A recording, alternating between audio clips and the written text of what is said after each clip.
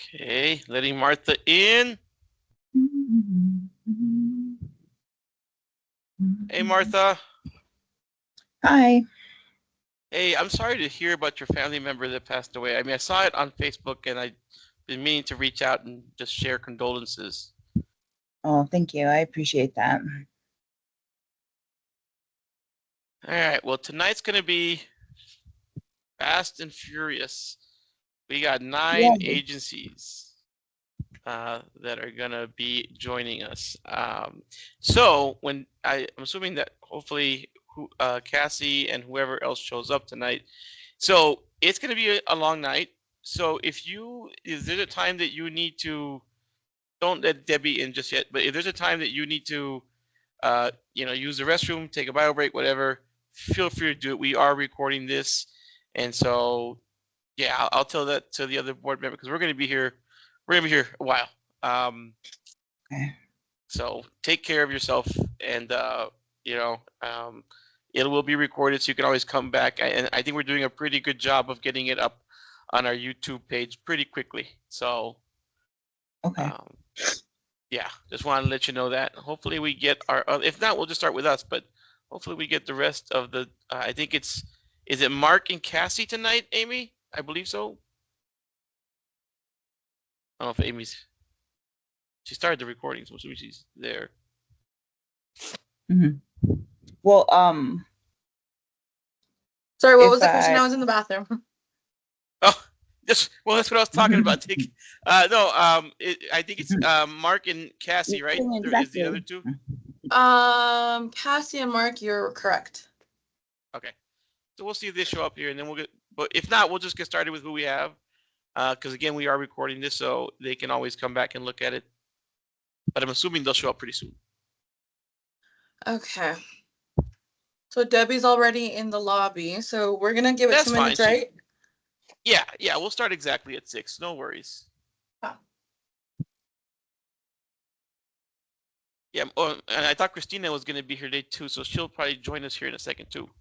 Yeah, it's still a little bit early, so. You don't have a spoon, right? You need to watch it, but I do actually think I have a spoon. No, it's okay. It's sitting on my shelf, so assuming it's dusty. I have some Jello. I need to order utensils.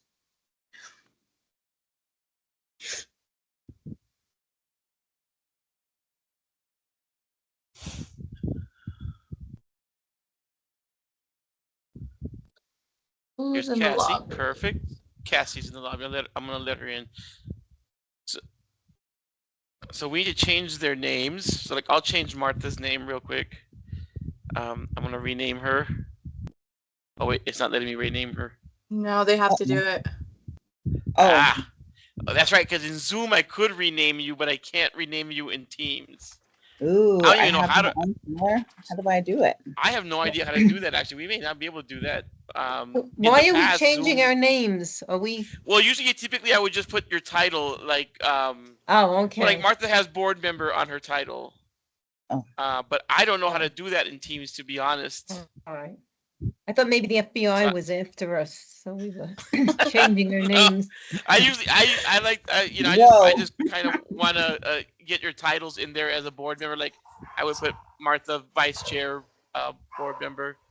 So, all right, it is 6 o'clock. We're gonna go ahead and let Debbie in. Like I was telling real quick before we let Debbie in, this is gonna be a fast and furious night. It's gonna be a long night. There's 9 agencies that are presenting tonight. So if you need a bio break, go ahead and take it. It's being recorded, and so you can always come back and look at the recording. But it's gonna be fast and furious. So just want you to take care of yourselves tonight. All right, I am letting Debbie in so we can go ahead and get started. Perfect. Good evening, Debbie. Can you hear us? Hi, I can. Hi, Alberto. Great. It's so nice Thank to you, see Debbie. you. Nice to see you too. This is going to be a really fast night. We got a lot of agencies coming. We want to give you your time. So this is what we're going to do really as quick as possible. I'm going to let the board introduce themselves, And then Amy and I will give a quick introduction, and then we're gonna just want to hear your story. We may have questions that will stop you along the way, but we're gonna give you your time. Okay, so board. Why don't we start with Martha? Hi, Hi Martha. there. I'm Martha Wilson. I'm a therapist and activist in the area, and I've been on the advisory board for, I think this is my 3rd year. Yeah. You Cassie? look familiar. I think we met before. Yeah. Hi, I'm Cassie Lau, and I've been on the board for 2 years. Hi, Cassie. Hi. All right. Hey, Debbie, it's Mark Sisler. This is my first year on the HHS board. Well, welcome. It's nice to meet you, Awesome. Mark. Nice to meet you. Hi, Amy? Debbie. I'm Amy, and I'm the admin assistant for Human Services. Hi, So, Amy. Amy- I know your emails, and it's nice to see your face today. Yes. And vice Amy versa. does a Thank great you. job of organizing these meetings and emailing everybody, making sure everybody's gonna be here. So, oh, and Christina just joined us. Christina, we're doing quick introductions. Do you want to introduce yourself? Hi there, I'm Christina Pacheco. I'm the Human Services Department Director. Hi, Nice Christina. to meet Awesome. you. All right, Debbie, we're turning the show over to you. Why don't you tell us about your program that you are doing in Longmont? And if we have questions, we'll stop you along the way. Okay, so A Way Forward, we started in 2020 at the height of the pandemic when every other place was closed. All of us have been longtime members of the Longmont recovery community. That means that we're in recovery ourselves. I started to see a lot of people relapsing or drinking alcoholically during the pandemic and mental health issues skyrocketing. So we started A Way Forward. I know that my addiction never took a day off, so we don't take a day off either. Your dollars are very well leveraged with A Way Forward because we are open 7 days a week, 11 hours a day. We never ask for ID, citizenship. All of our services are free. With the Medicaid cuts happening now, we are a wonderful opportunity for people to get help. We use evidence-based materials. I love the materials from Hazelden Betty Ford. That's the premier recovery center in America. And so people can access evidence-based services, all free, 7 days a week. We offer in-depth recovery solutions. What you'll be funding with this grant is our intensive outpatient program that is all run by trained, certified peer support specialists. We use the SAMHSA Matrix program. I know that you know SAMHSA, Martha, but for the others, that's Substance Abuse and Mental Health Services Administration. So that's an excellent program along with the Hazelden 12-step facilitation program. And we also address co-occurring disorders with 7 different mental and emotional health classes that are based in cognitive behavioral therapy. We believe that addiction, to heal addiction, it's healing mind, body, and spirit. So we address that with various things like meditation groups that we've got, mindfulness. We offer AcuDetox, which is the auricular acupuncture in the ear, all free 3 times a week. We provide community. Community is the opposite of addiction. We're open every holiday. Holidays are really slippery times for people, especially in early recovery. And you'll find me at A Way Forward cooking turkey, a vegetarian cooking turkey. I haven't blown it yet, but I'll be making turkey for people, and we feed about 76 people during those events. And what else? We have started 2 youth programs which have been very successful. We have programs for families, since family is an addiction. Addiction is a family disease. What else? This year we got funding. We have a bicycle program as well. So in our basement, we have a bicycle repair shop, and we offer free bicycles. We've been working really closely with Longmont Bicycles downtown. So we have a storage unit full of about 32 bikes right now. So, we give people free who are using our services free bicycles. We're very engaged in the community, which also leverages your investment dollars with programs that we take to the in-between. And next week, we're starting a series of life skill classes at the Hour Center. All of our services are also offered in Spanish. We have Spanish language capability 7 days a week. I can offer services in German and Russian, but I have yet to have a drunk Russian come into a way forward. So I think I'm going to be waiting a couple more years for that. But I've lived in 5 different countries, and so all of us bring a cultural awareness to our work, and we also have special veterans programs. I think That's I covered awesome. it. Yeah, you did. So, so just real quickly, we got about 8 minutes left. The board and I look at different things, right? So the board is looking at your program, what you're offering, the services, how many folks you're working with. Not that I don't look at that, but I really take a look at the broader picture of your agency. You mentioned having in your application, you mentioned needing to cut back your budget. Talk to us real quick, or talk to me real quick about where you are right now as an agency financially. You mentioned the loss of federal funding. How are you making that up? What type of things are you all looking at that to ensure that you are sustainable as an agency? We've been relying more on volunteers this year, and I'm sure you all are familiar with Sober AF and Duke's program, and they've been training a lot of peer support specialists.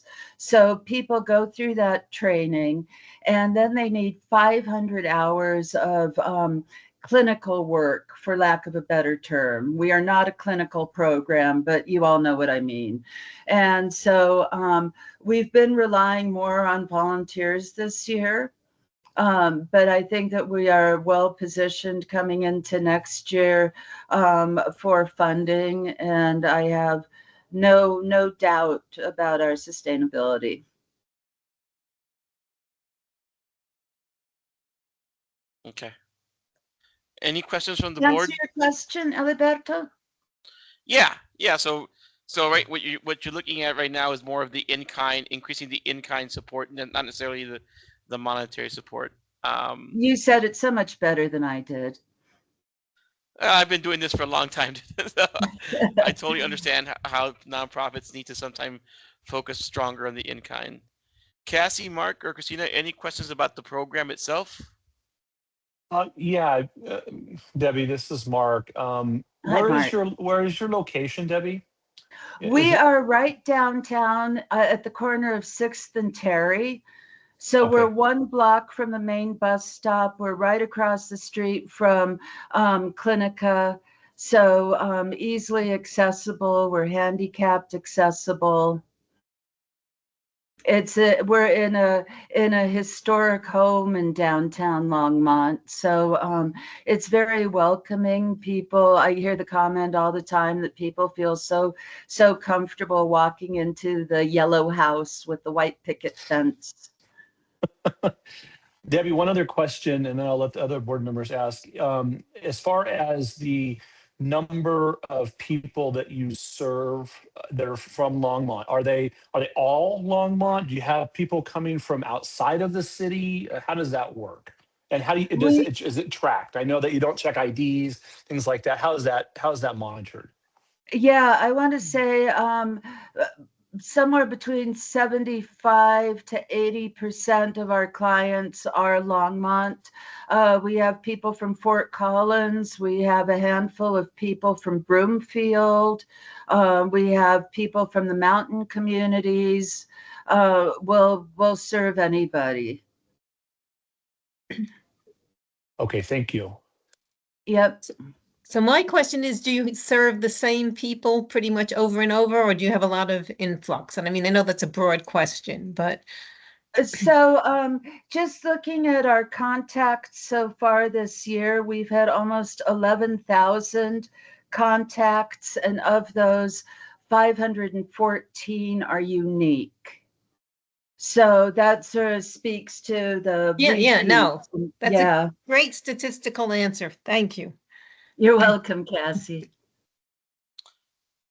So you're in your activity in the activity part of the application. You're applying really what we're going to be supporting are these IOP sessions, eight, whatever the funding can afford, right? Maybe not be 8 at the end of the day.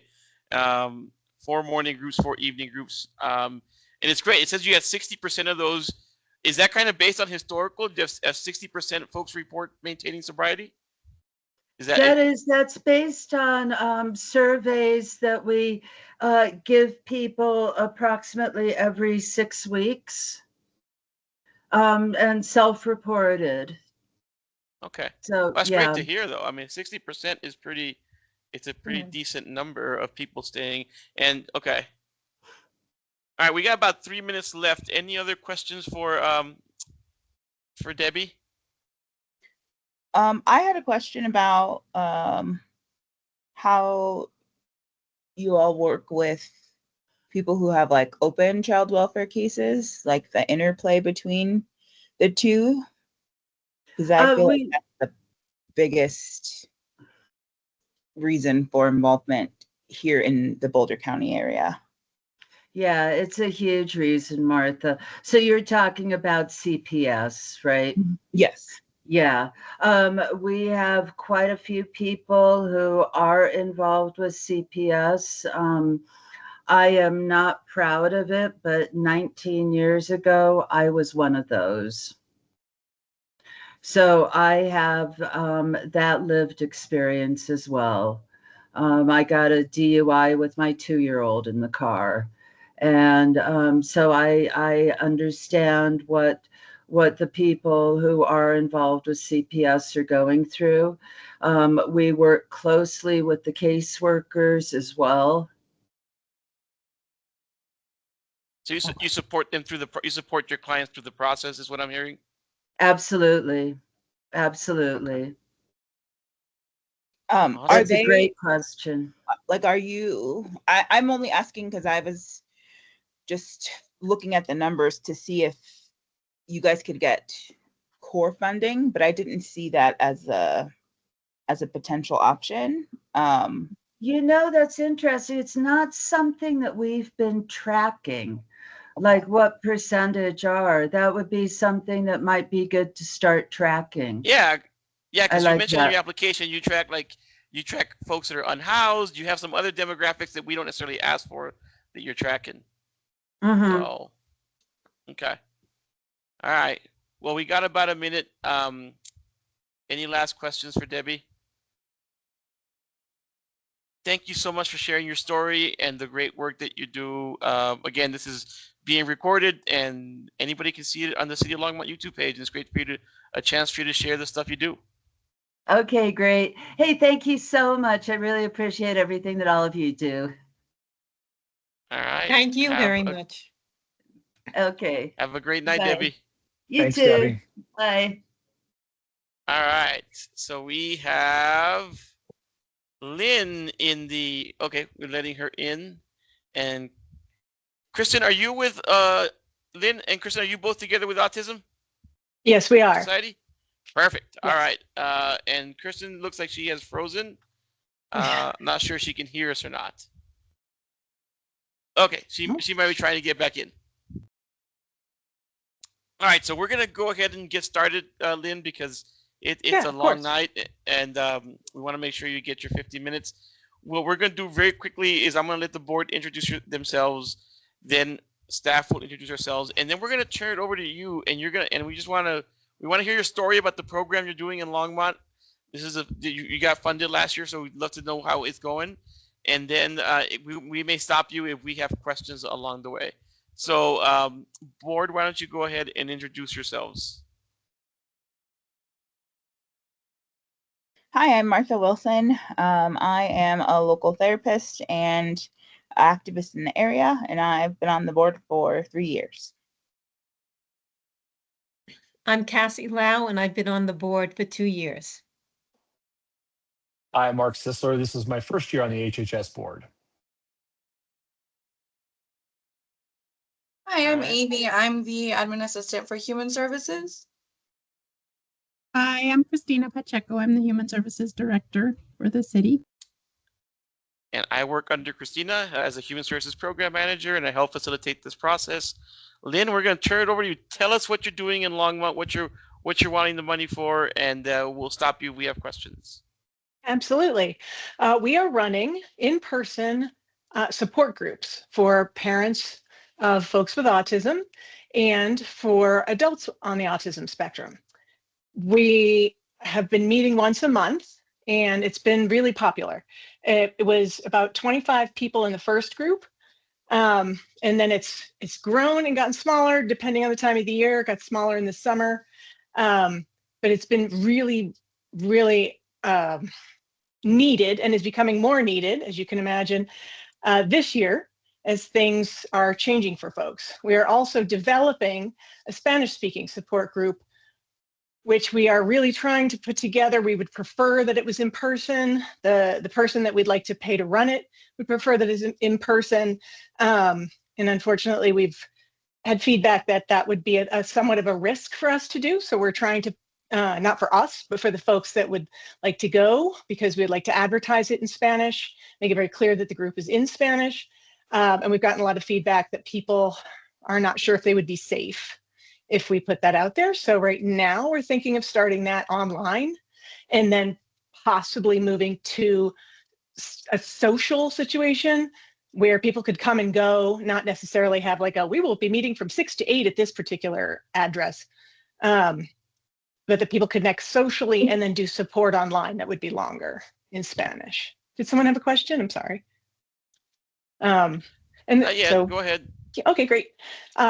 So the support group, actually having it in Longmont has been really important. As Kristen once told me, like, to get a babysitter that can stay for the amount of time that it would take for her to travel, half an hour, 45 minutes, to add that to the support group time is almost impossible.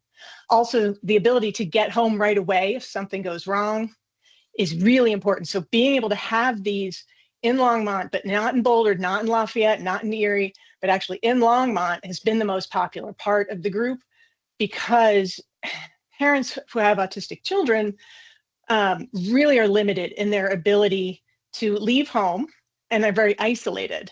They're not meeting other parents in the typical way in the school parking lot, either because it's a challenge just to get your kid into the school, and some kids don't go into school when the big crowds are there, they go after, or before. So you're not in the same group as other parents.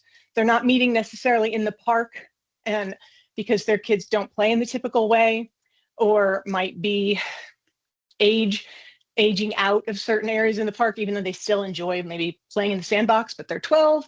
And so other parents aren't necessarily connecting with you in that way, or they have behavioral issues that are uncommon. And so other parents aren't necessarily understanding where you're coming from.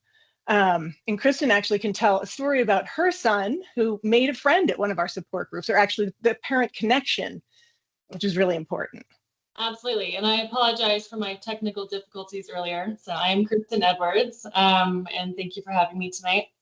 And so my son Jackson is 10 and he's on the autism spectrum, and he had never made a friend in his entire life. So that includes all of the schooling that he's done, all of the different therapies that he's done since his diagnosis at 18 months.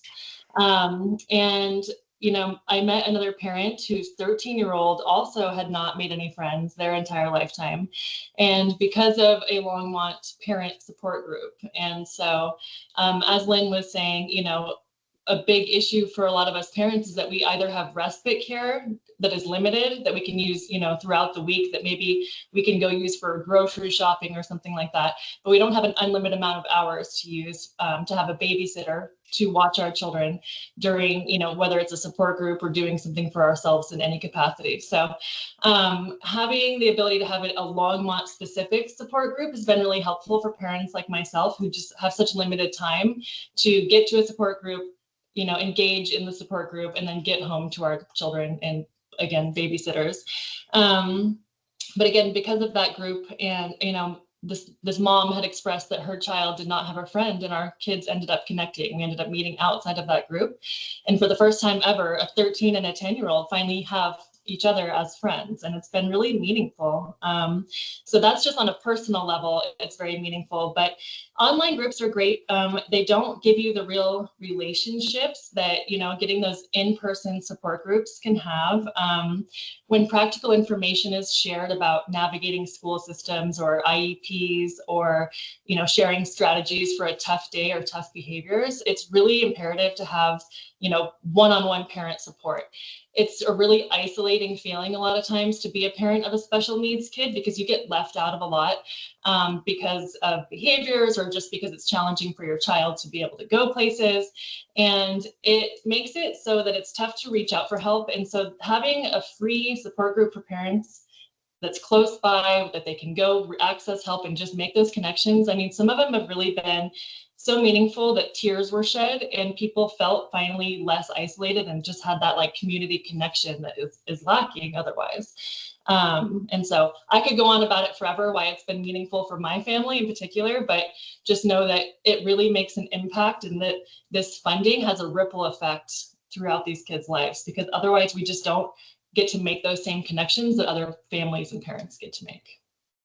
And I can also tell you that in the last 2 weeks from our most recent Longmont Parent Support Group, we have a family that met another family at our support group, and one of the children is being bullied at school, and there's actually a video, and it's a pretty terrible story. And that parent was reluctant to report it, didn't know how, very nervous because of their current immigration status. And this other parent has taken up, because they met at the support group, has taken on that problem and contacted me a week ago and has been working with that parent to work with the school district to get the bullying issue under control, going with this other mother together to make sure that T's are crossed and I's are dotted and all the forms are filled in, working with them online to get these things done, because the one mother had that happen to her son. And so she understood what was needed and the appropriate channels to go down. And the other parent is actually quite afraid to approach the schools at this point by herself. And that's the kind of thing that it only came to me weeks after the support group where they had met happened and when this problem happened. And those are the kinds of experiences that, as an Autism Society, calling me or calling Kristen or going on a website, you can't fix that problem. But having someone say to you, this has happened to me, there is a solution, I can help you. And in this case, it's pretty amazing that these parents have connected and they're actually physically going to all these different places together to try and get this problem solved. It is really something that can only happen at these support groups. And we applied for funds to have the support group in a safe space where people can be open and honest. A lot of medical issues and therapeutic issues can be embarrassing to talk about in a public place. So in a place that everyone can hear you talking about your toileting issues with your 12-year-old is embarrassing, and also a violation of their privacy.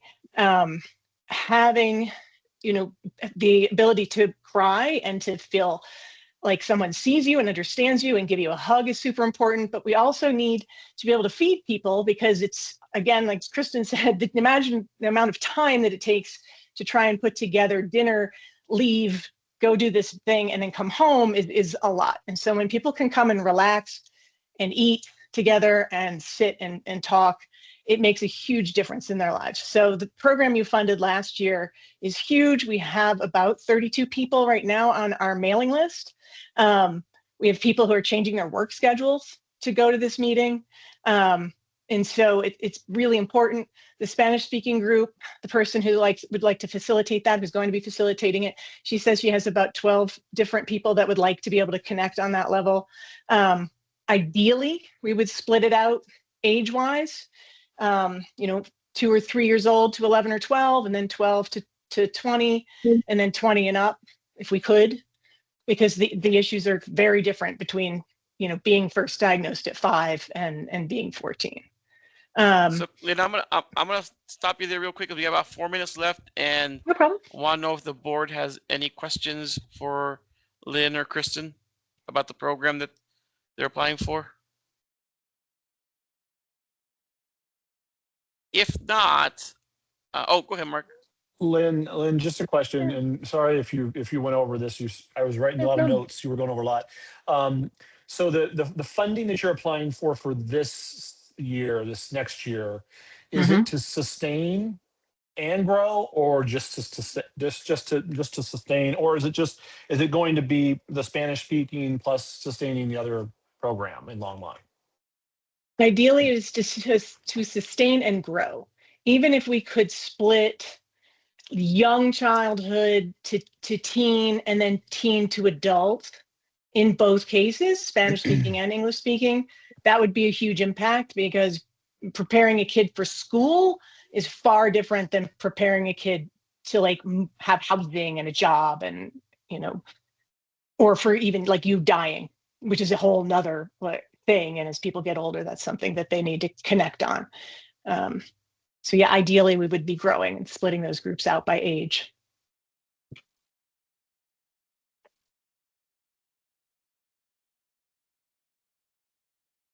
Thank you.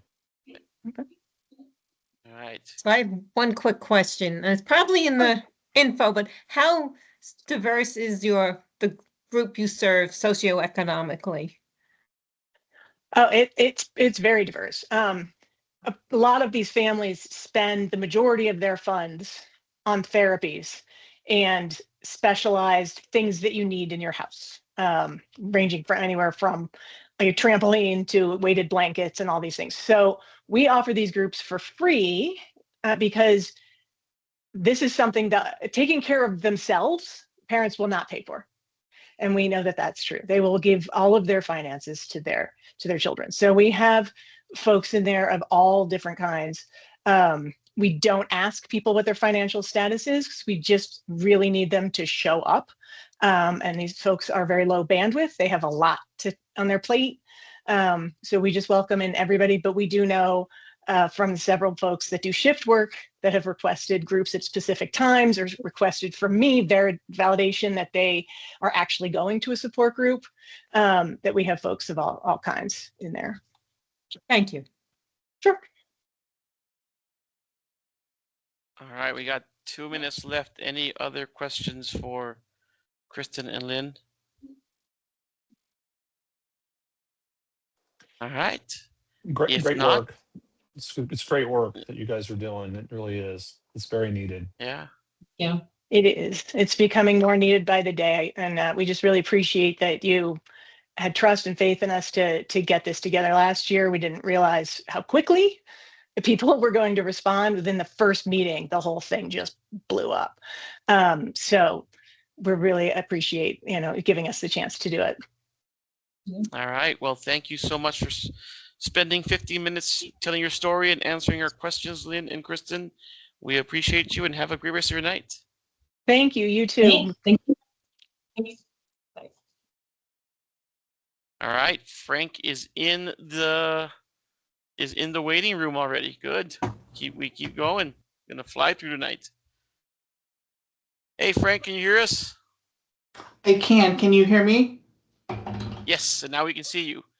So, Frank, thank you for joining us tonight. Like I've been telling everybody, it's going to be a fast night. We have a lot of agencies to go through. Want to make sure you get your time. We're going to quickly let the board introduce themselves. Staff will introduce themselves. Then we'll turn it over to you to hear your story. We may stop you along the way if we have questions, okay? All right, so board, why don't you go ahead and introduce yourselves? Hi there, I'm Martha Wilson. I'm a counselor and therapist in the area, and I've been on the board for 3 years. Hi, I'm Cassie Lau, and I've been on the board for 2 years. Hey, Frank, it's Mark Sisler, and this is my first year on the board. Hi, Frank. It's Amy. I'm the admin assistant for Human Services. Hi, Frank. Christina, Department Director. And you know me, I work under Christina as the Human Services Program Manager to help facilitate this process. Frank, turning it over to you to go ahead and tell us your story. Like I said, we may stop you along the way with questions. Sounds good. My name is Frank Ocaña. I am the executive director of the Boulder County AIDS Project. I have worked with BCAP for 21 years and in the role of executive director for a bit over 7 years. Prior to that, I specialized in prevention services. So I prepared a few slides to just kind of go through some information. I'm not going to show them so I can see you all and I can notice if you're raising a hand or asking a question. And I'll keep an eye on time as well. So let's see. Just a little history about BCAP. We're celebrating our 40th year of providing services to the Boulder region. We were founded in 1985 and got our nonprofit status in 1987, and thereafter has been governed by a board of directors. We're the only HIV service organization in Boulder County, so we're the only ones, or only organization doing the work we're doing. We've maintained offices in Boulder since 1985 and Longmont since 2006. We're budgeted for 15 full-time positions, and I'd like to highlight that 12 of those positions are 100% program staff. We've grown to a budget of $1.9 million, not including about $350,000 in pro bono in-kind each year. We're funded by approximately 30 government and foundation grants each year, and about 800 donors contribute to our budget each year. We provide services to people living with HIV and to people at greatest risk of acquiring HIV and hepatitis C. And then we provide general information to the public. We provide HIV services to about 1,500 clients each year, and additionally about 12 to 14,000 individuals through a variety of educational services and outreach services. Our mission is to provide support, advocacy, and education to those in our community who are living with HIV, and to serve as an outreach and information center to prevent the further transmission of HIV. Our strategic goals are to increase access to medical care and improve health outcomes for people living with HIV and people living with hepatitis C, to reduce HIV and hepatitis C transmission, to increase HIV and hepatitis C related awareness, education, and advocacy, and to participate and provide leadership to a coordinated regional response to the HIV/HCV syndemic. In order to realize our mission, we have two main services, two main departments in our organization. HIV care services, those are the services to people living with HIV, and HIV prevention services, that's toward people who are at greatest risk of acquiring HIV or hepatitis C. Historically, we've had strong collaboration with government agencies, public health, medical homes, sexual health clinics, community-based organizations, to the aim of attaining a HIV, hepatitis C continuum of care to improve health equity, address gaps in services, and minimize duplication. So we're pretty dialed into local partnerships. Our HIV care services, we have 7 full-time staff working in that department, providing services to approximately 260 clients per year, of which about 65 to 70 are residents of Longmont. So the number does change a bit each year. Services include case management, health insurance navigation, linkage to medical care and other health-related referrals, financial assistance for housing, utilities, transportation, oral health care, other basic needs, a food pantry, with the services include home delivery, and we have housing services. So we have a group home that houses people living with HIV. We manage the federal TBRA subsidies for people living with HIV in our region. We also offer a range of pro bono professional supports like psychotherapy, legal, those type of professional services for people living with HIV. The services are here. Oh, go ahead. Yeah, I just want to stop because you just mentioned a whole bunch of great services you're providing. Just for the board's clarity, talk to us about what in particular are you asking funding for from Longmont? We're asking funding for both our HIV care services and prevention services. So I've started to catalog some of the care services. So we're asking for some staff support to provide those services. And then we're asking for some support to provide food or financial assistance for the staff time to help people navigate the financial assistance, both for our programs, but also for other public health benefits in the region. Awesome, thanks. I just wanted, because I know you all do a lot, but I wanted the board to understand what is it that you're specifically asking for the funding for. Yes. Mm-hmm. Sorry, go ahead. Sorry, I just wanted to check that. So appreciate it.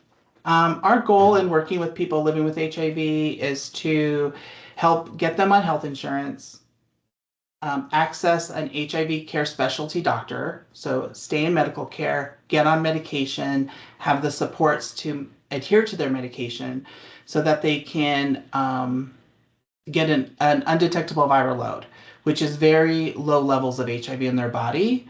And we know when that happens, when people living with HIV have an undetectable viral load, they cannot sexually transmit HIV to anyone else.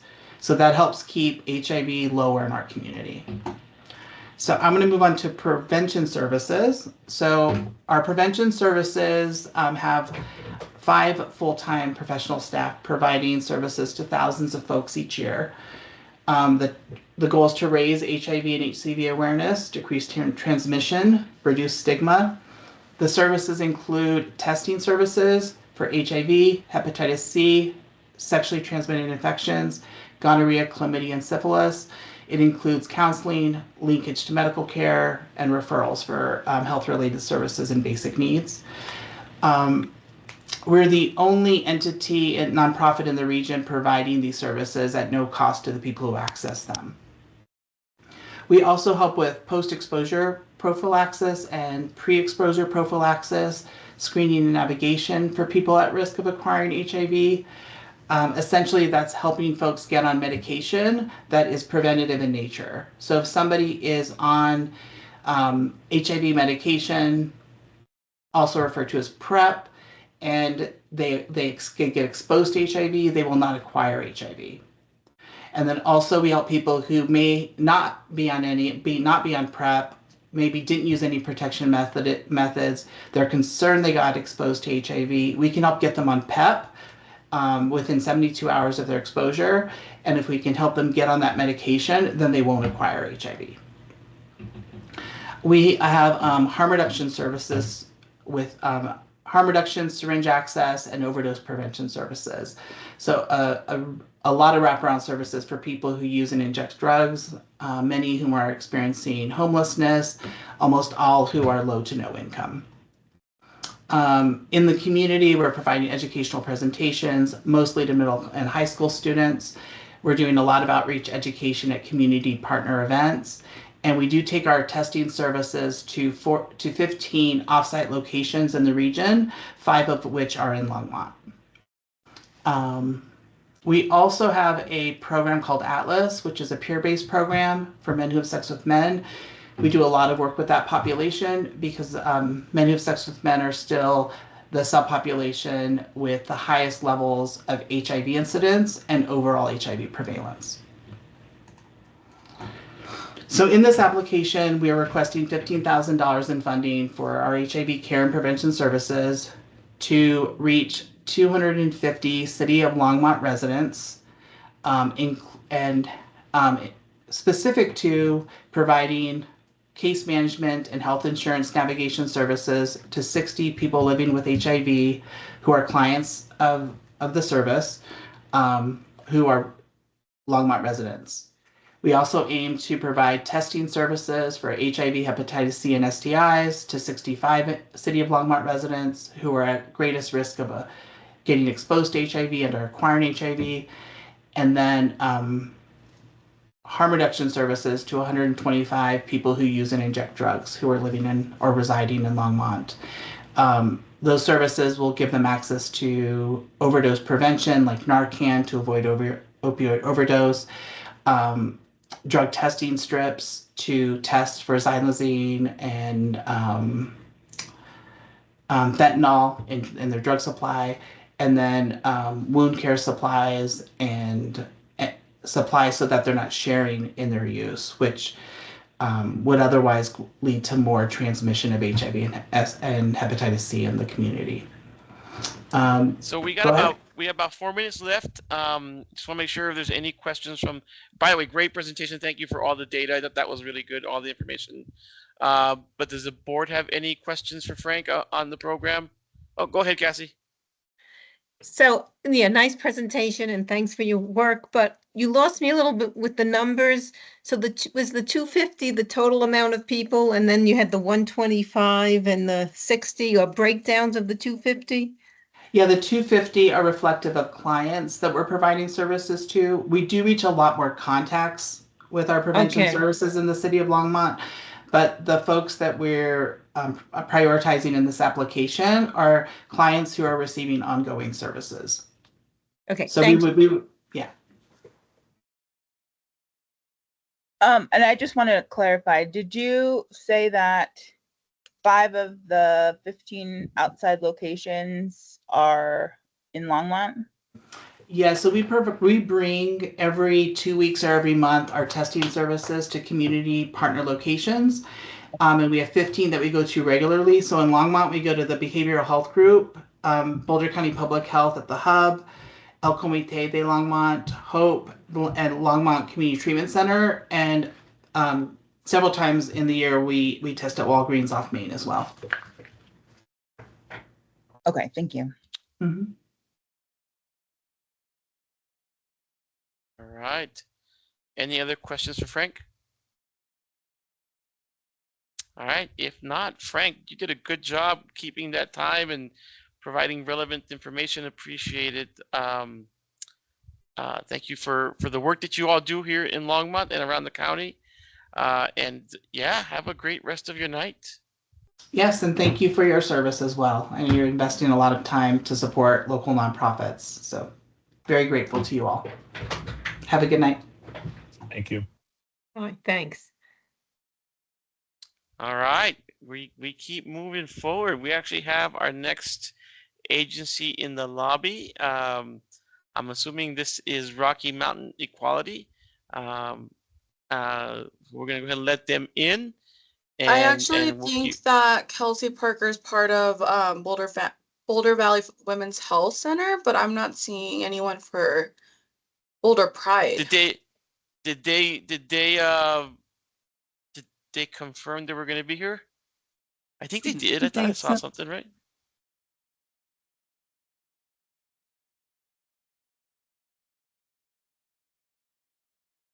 Tomorrow,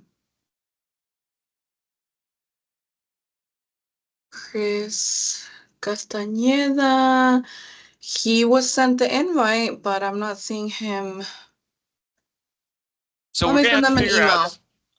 Yeah, because if it's our fault, then we have to get them in another time. If it was on them, then they miss it. Was he the only person sent the email?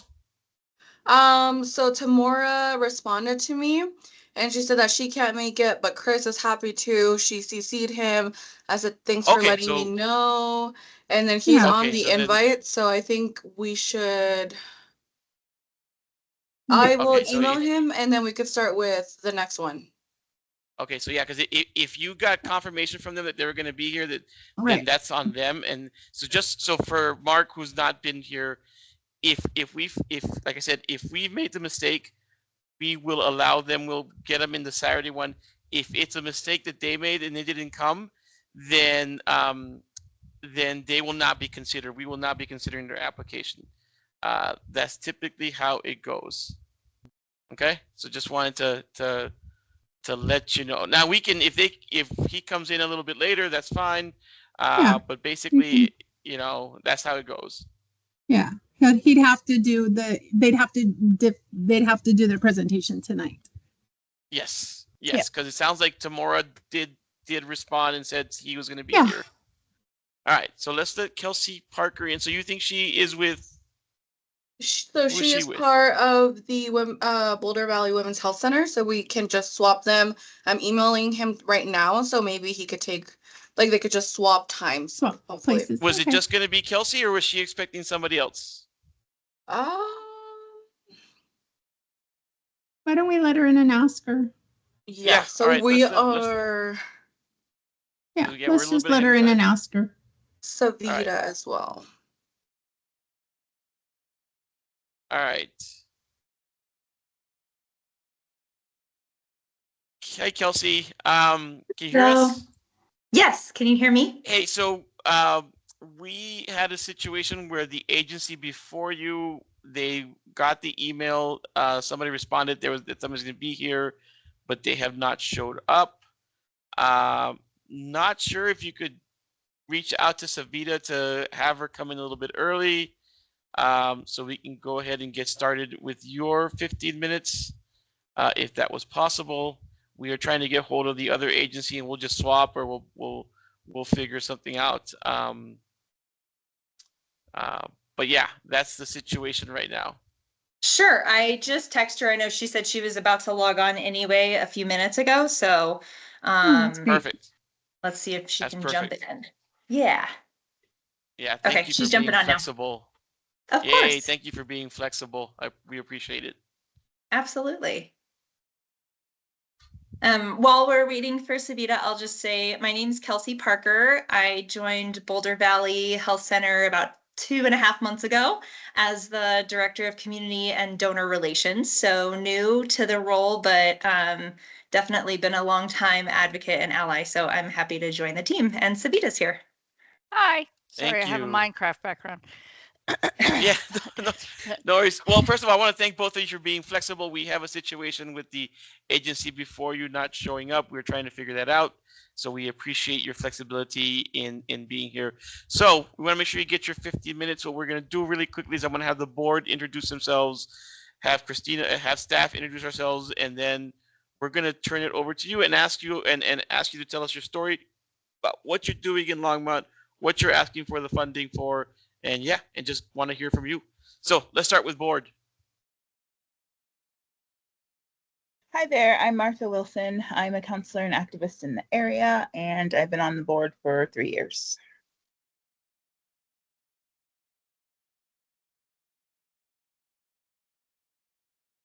Sorry, I'm Cassie Lau, and I've been on the board for 2 years. I'm Mark Sisler, and this is my first year on the HHS board. Hi, I'm Amy. I'm the admin assistant for Human Services.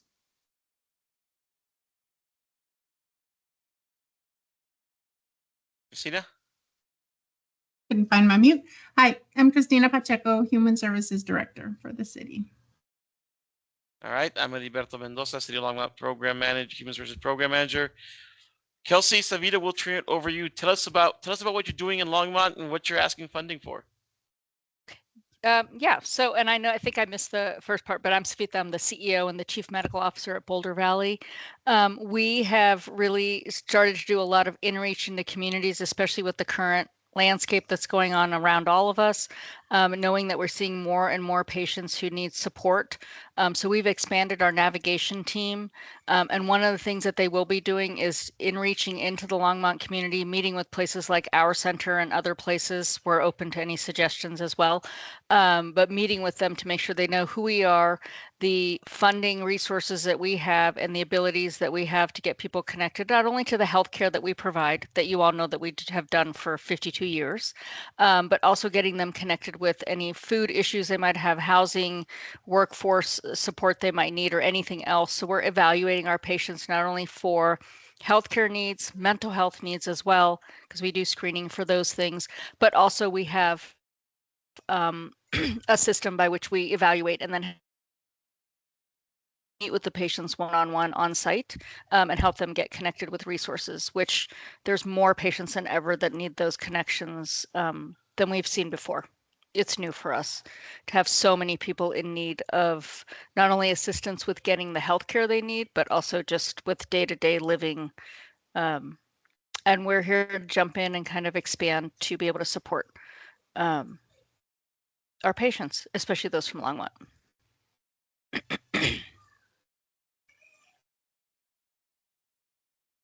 All right. Do you have more? You can ask me questions. yeah. So talk to us. So part of the application for is for education. So talk to us more about what you're asking for in your funding for human services from Longmont. Yeah. So we are looking for support that will help us cover the costs of the navigator, specifically as we do the in-reach into the community, but also take care of those patients. That's more or less, if I understand. Sorry, I kind of got to go back to it's been a while. So you're applying for health navigation services. Yes. So we're going to be doing, sorry, I'm going back to my application here because I want to make sure I don't. Yeah, I can jump into Savita. Sure. Yeah. Other parts of the funding that we outlined is additional support to help us recoup costs for sliding fee scales. So as we see patients, an increased number of patients who need help accessing, basic preventative care, IUDs, birth control, testing, anything that they might need to access our services on that sliding fee scale. Some of the funding that we have allocated is to help us make sure those costs are covered to keep our programs sustainable. Awesome. Good. Yeah, that's good. It's good for the board to know exactly what you're asking for. Cassie or Mark, any questions for them? Can you talk a little bit about who? So you don't have a Longmont clinic right now. So who from Longmont goes to Boulder? Can you talk a little bit about your clientele from Longmont? Yeah. We have, if I go back to the application, we've actually seen a larger number of folks come to us, but I also will say that some of that is because we're not only able to connect with local, community hubs that might see these patients, but we also have funding and the ability to have patients Uber in to us because they can't get to us, and that helps with not only maintaining work, because sometimes if they take public transportation, it can take a lot of time. But we are seeing a good amount of patients across sort of socioeconomic spectrum. Most of them are female and anywhere in reproductive age. So basically from 13 to 54 is the majority of our patients and the majority of the growth that we've seen even since last year. And in our application, based on what we're projected to serve in 2025, we're able to predict we'll see about 1,200 Longmont residents in our clinic for a variety of services. That's what we're projecting for 2026, which is about a 10% increase over what we're projecting for this year.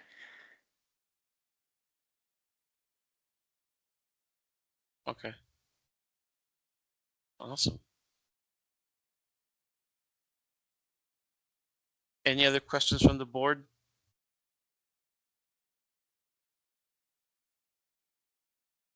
Okay. All right. So just again, I've read your application, but are you also applying for the the classes you do at St. Vrain, is that part of the application this year, or is it not part of the application this year? No, it is not. Okay, because that's been a long-term thing that you've done in St. Vrain for a while, but that's not what you're asking for this year. No, we're really, I mean, just to sort of for that program, we're looking to do some pretty big innovations in how we get into the schools and what we're teaching and how we're partnering. And so we're in the process of making some changes. So we didn't include that. Okay. All right.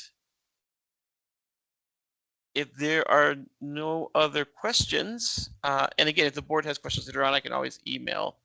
I want to thank you all for. Oh wait. Oh, I was just curious if you are still the only abortion provider in this area. Yes, actually, before we did have collegiality with Boulder Abortion Clinic, which was also in Boulder, but they have closed.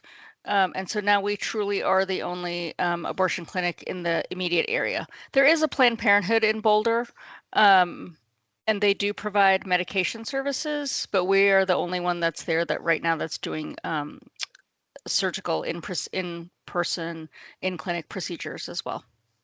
Okay. And I'll also add that I think in the current environment, as there's uncertainty about Planned Parenthood being able to serve those on Medicaid moving forward, we at Boulder Valley are resilient in that way, and that we can maintain our accessibility to Medicaid patients, and we have been able to be partners with Planned Parenthood to take on some of that clientele as things have until they fall into where they're going to fall into. But I think Boulder Valley is really resilient and strategic in that way that we can continue to serve that population.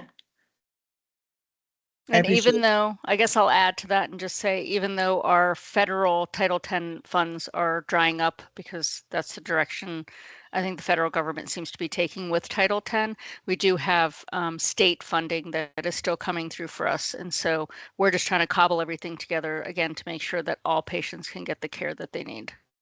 Yes. Actually, that's a good point. That's a question I had. As far as sustainability is concerned, how are you planning to make up that? Because I know Title X was a decent portion of your funding. Is state funding going to be enough to cover that gap? Some of it, and I think some of these funds that we requested, as Kelsey was saying, to make up for those, because the sliding fee scale is what we apply from the Title X service. And so some of this will help cover those costs for those patients from Longmont. We're trying to just put together as many little pieces as we can to put the puzzle together. Okay. Sorry, what's Title X? If you do get funded, as we work on your agreement, that needs to be added to your outcomes, and we'll talk about that. Okay. If you do get funded, just to make sure. Yeah, Title X is a 1970s federal program that the current administration is really trying to take away, but it provides access to birth control, contraception, sexually STI testing, those kinds of things for people who otherwise might not have access. And so it's really uninsured, underinsured patients. And the current government is using that, taking away money from that because they don't think that those patients need care. I don't know. I will say also, Title X does expand into like cancer screenings and things like that. So it's more encompassing than just, I guess, sexual health directly, but it has some more health and wellness expansion on the spectrum that also is included under Title X. Yeah. Well, if you think about it, in our healthcare system, we would save healthcare dollars if we took care of screening, and we're able to do that before patients are going there because they have, cervical cancer or something big. But yeah, they don't want to provide that. All right. Well, thank you. Oh, go ahead. I just wanted to be careful. Like, I'm not trying to have like a point of controversy, but we did put into our state constitution the ability to check this right, and I have relatives in Texas, so it's a very important issue to me, so I just wanted to verify that. Yes, that you mean from a Title X standpoint or an abortion care standpoint? Well, we both modified abortion care, Yeah. but also like even just medication in general for reproductive health. That is another part of education that's under attack in some places and spaces. So yeah, thank you. no, we're a state that's making its best effort. But we've had some conversations. I don't know, Kelsey, if you want to speak just from a high level about how protected is protected. We're protected right now. We're protected right now, and it is encompassing within the state. I think the reality for all reproductive health clinics, whether we're talking about access to birth control or access to abortion care, I think we are all having a keen eye on what might happen at the federal level. And that's where, where we're seeing those cuts coming from. While our state is fighting its best fight, it also is fighting that on a lot of different planes. So, having great partners like the city of Longmont and others in the county to support this work and keeping that access sustainable, while we are protected legally, we are always making sure that that legality is backed up by sustainable funding to keep those services. So. All right. Well, thank you again for your flexibility. You guys, this is when you would be starting right now, but we really appreciate you being flexible. And so thank you for being here tonight. Thank you for the work that you do, and have a great rest of your night. Thank you. Awesome. Anything comes Thank up, you. feel free to contact us. Thank Okay. you. Thank you. Yes, I will do. If the board has any more questions, I will follow up. Thank you. Thank you. Bye-bye. Bye. All right, folks. So technically, we have a 15-minute break unless that person shows up. I did see that. Yeah, no, I saw the email trail. Red. So unless something happened with our invite to them, like maybe then at this point we will not consider their application. Again, we'll do further investigation to make sure it's not an error on our part. But if we verify that we got them everything and they still didn't show up, then they will not be considered. If we find out that it's our part, then we can add them. It'll make it a little bit longer Saturday, but we'll add them to the Saturday health and wellness hearing as well. But yeah, me and Amy will do the research and contact with them. But yeah, it doesn't happen very often, Mark, as a new board member, but it does happen on occasion when somebody doesn't show up. So yeah. So we got a little bit of a break, so bio break time. Turn off your cameras, put it on mute, and we'll see you close to 7:15. I'm gonna go turn a light on so I don't look like a ghost. All right. See you close to 7:15, folks.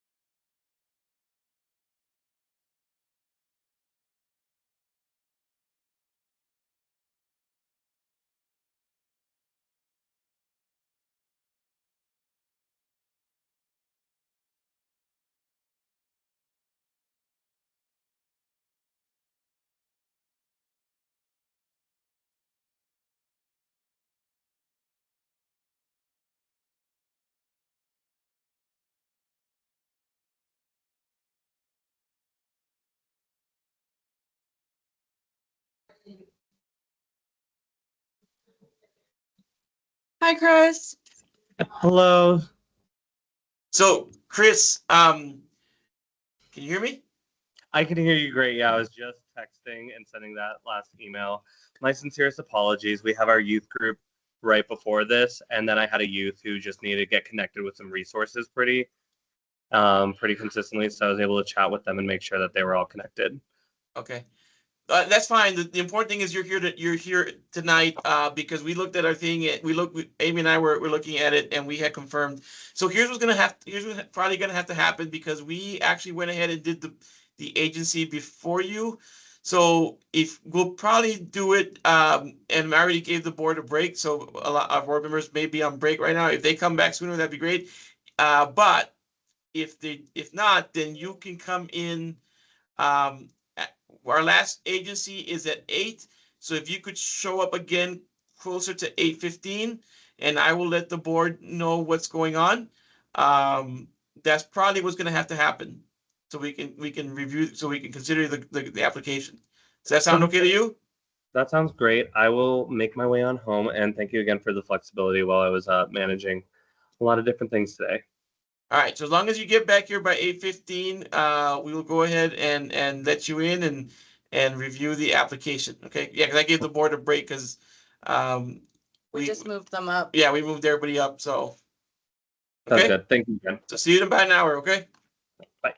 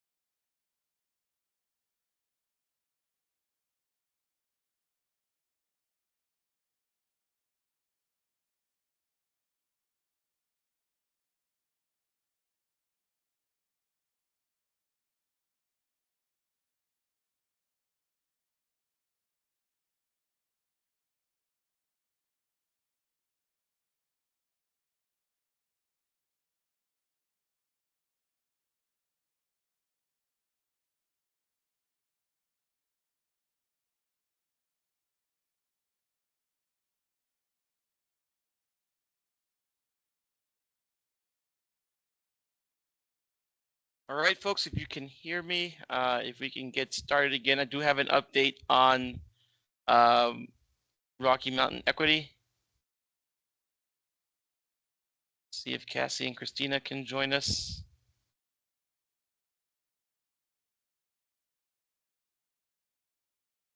All right, there's Amy. I'll be right back. I was just outside with my dog, trying to do a quick walk. Great. No worries.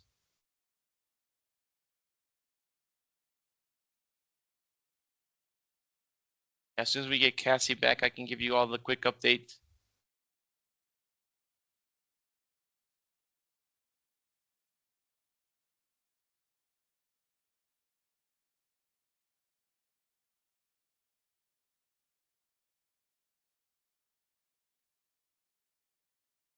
It took everything in me not to ask the Autism Society about their current thoughts on Tylenol.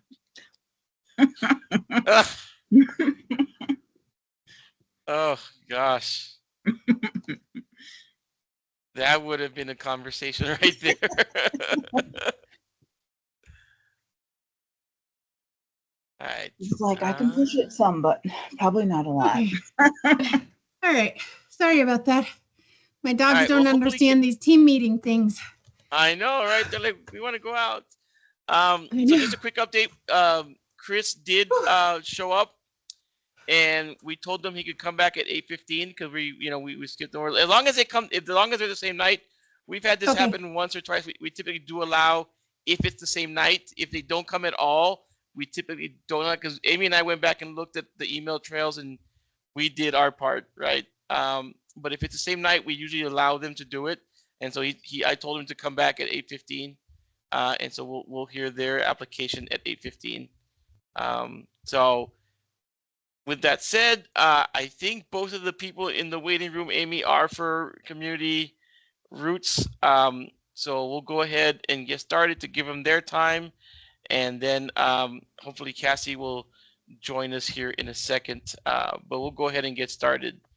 Hey, Stephanie. Hey, Josie. Hi. Welcome tonight. Can you all hear us? All right. Yeah. I'm not sure if Josie can hear us or not. But let's go ahead and get started. Oh, there she goes. All right. Perfect. Hi, y'all. All right. Perfect. Great. So I want to make sure that you all get your time here. I'm going to let the board introduce themselves. Cassie is away from the camera for a second, and that's fine. And then we're going to have staff introduce ourselves, and then we're basically going to turn it over to you to tell us about what you're doing in Longmont and what this funding is for, and then we'll stop you and ask questions if we need to. So let's start with Martha. Hi there, Martha Wilson.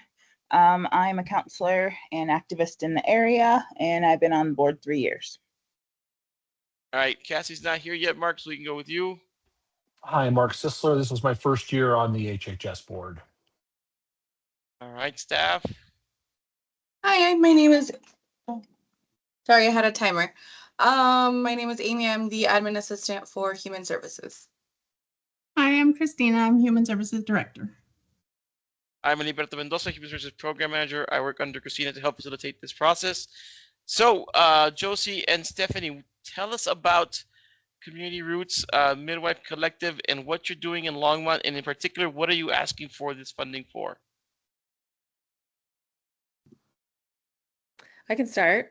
I'm Stephanie Minert. I am the fundraising and operations coordinator with Community Roots Midwife Collective. And at Community Roots, we do a lot of different things. One of the things that is near and dear to our hearts is that we have a sliding scale midwifery care. And so anyone who, most midwifery care outside of the hospital system is not supported by Medicaid or insurance. And so that our sliding scale allows people to have the not only birth experience, but well person care, fertility support that they desire. And that sliding scale is funded through grants and private donors. This year, in the grant application, I said 2026, but it sounds like we just got approved to accept Medicaid. So that's going to be a big change for us, which we're really excited about. The state is finally supporting midwives outside of the hospital system to accept Medicaid. So yay. Another thing that we offer the community is we do infant feeding support, and we have those circles weekly in the city of Longmont. One, which Josie can share more about, is Spanish speaking circle. The other is English, and we have those weekly at our clinic. Josie, do you want to talk more about AWPC specifically? That would be the next big thing that we support the community with.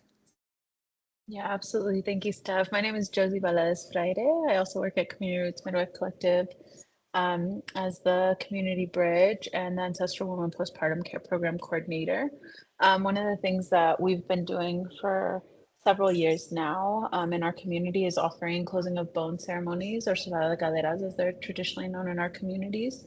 And specifically, we serve and support folks that are recovering either from postpartum or like in their postpartum period, recovering from birth, some sort of trauma. It could be a medical trauma or interpersonal violence or other forms of trauma that might impact the reproductive body or the abdominal body for people. And also for folks that are just needing that specific tending for lots of different reasons that might come up. So part of our work is to really offer that support and service to folks. And we really try to create space so that folks can have that accessible to them regardless of their ability to pay. And that's a really big deal in our community, especially because of the origins and traditions of these ways, and wanting to make sure that we're not, that we are creating access for folks to be able to be a part of these ceremonial practices, especially if they are within the lineage that these traditions come from. So that feels really important to us in our community, especially.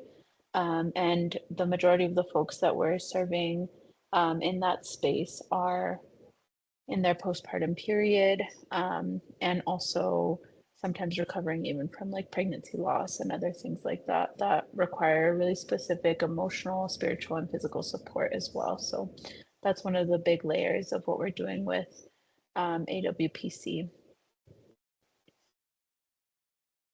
Do you want to mention anything about Círculo de Vida briefly? Yeah. I know we mentioned it in that Yeah, grant. totally. And so one of the feeding support options that we have within Community Roots is actually a pretty specialized program called Círculo de Vida, which is a lactation support circle specifically for Spanish-speaking families. And so that's a pretty unique offering that we have within Community Roots that isn't offered in many other places. And we've heard the feedback from community for really needing that support. So we meet weekly at Community Roots, and we offer a very low stakes in-person support space for folks that have any kind of questions surrounding lactation or infant feeding. And some of our families have, you know, newborns, others have 2, 3, 4-year-olds. Or some people have even come that don't have children yet, and they're very curious about what that process can look like for feeding their future children. And it's a really beautiful space that's culturally and linguistically aligned with our community. So great. Those are the three. I see that those are the three programs in the grant application, right? Okay. And again, remind us, how many folks are you going to be serving in Longmont? I mean, I'm looking at the number here. And then how many? Do you know how many of those are low income? I know you do sliding scale. Can you talk about a little bit about that? Josie, do you want to talk about it for AWPC? And then I can mention it for midwifery care. Sure. Yeah, for the Cerrada Cadera specifically, we're looking to support 8 City of Longmont residents. Our ceremonies, the Cerrada Caderas, are pretty extensive in what we offer. They are, you know, like 7 to 8 hour long ceremonies to tend to specifically people's spiritual and physical well-being, as well as their emotional and mental well-being. So we're hoping to serve 8 people, and of those, if I had to guess, because we don't always ask for the financial or like the income reporting or demographics of our community. I will say probably of those, 7 of them will access our sliding scale support in some way. And we do come across folks once in a while that can pay for their entire for the Cerrada de Caderas. But almost all people that we serve access our sliding scale to some degree within AWPC. Awesome. Okay. Stephanie? Yeah, it's a similar answer for our sliding scale midwifery care. The people that I have that are listed, I can't remember if it's 6 right now off the top of my head, how many within the city of Longmont that we have that would be supported by our sliding scale. But all of those people that apply have some kind of financial need. And we ask different kinds of questions, whether that's, what is their postpartum care like? Do they have time off work? Oftentimes people don't get leave. And so they're balancing a lot of different things around their birth that we look at. Are they on Medicaid? Do they get food benefits? So we're asking a lot of different questions, and the people that we're serving within the city of Longmont through this grant funding, like I said, would be low income or have a financial need around their birth. Okay, so about 6 folks for the midwifery sliding scale and 8 folks for the Cerrada de Caderas. What about you? Also asking for the milk, the milk circle. How many folks you expect to serve there? I believe the number is 60. I just looked at that before this call, and that's what we have had in our grant application in previous years as well. Okay. All right. Any questions from the board? Go ahead, Cassie. So maybe I'm just being thick tonight, but is it 8 at a time, 8 over the year, or just how are the numbers working, please? Yeah, thank you for that question. So 8 throughout the year is the folks that we're able to serve through the funding that we're receiving with this grant. That's not all the folks that we serve. That's just specifically for this grant. And we do, we have folks spread out throughout the year. So it really depends when that care can happen. And also depending on the type of cerrada that they want. We do offer 2 different types. One of them is a home cerrada. So we offer that care in somebody's home or a place of their choosing. Sometimes it's a family member's home or somewhere else. And then we also offer sauna cerradas, which are done with our partners at Drylands Agroecology Research at Elk Run Farm. And they have a cedar sauna that we are able to work within seasonally. So that also kind of impacts the numbers or how folks are served depending on what type of cerrada they wish for. Okay, thank you very much. Could I add something to that? One thing we struggle with within midwifery care is how to quantify the people that we serve. We typically, like if we say, oh, we serve 6 people within our sliding scale, but that one person we're seeing, say, 12 times if we're seeing them in their prenatal time and then their birth and then postpartum. So I do want to add that we see them in a very intimate way, and we struggle with these grant applications to describe that in a way that makes sense for folks. So I just want to name that. And it's the same with the cerradas too. It's hours worth of intimate time with our people. So thanks for that clarification. It really helps. All right. Any other questions? I would call that a ongoing continuum of care and connection with your client. Just for the record. Thank you. Yeah. Thank you for naming that. Yeah. If I could add one thing. Go ahead. One thing that we've been kind of strategizing around is how to be able to communicate the impact of our work in a way that makes sense. And so we are also working on kind of quantifying in a way that could make sense, like talking about, for example, contact hours or like service hours. Knowing that for one family or one person and their family, we might be spending 50 hours with them in any given short amount of time. That's very different than some other measures of quantifying that could make it seem like, oh, well, they're only serving 3 people. So I think that continuum of care is a really important piece to try to get some evaluative measures with that would actually make sense for folks who aren't within our work.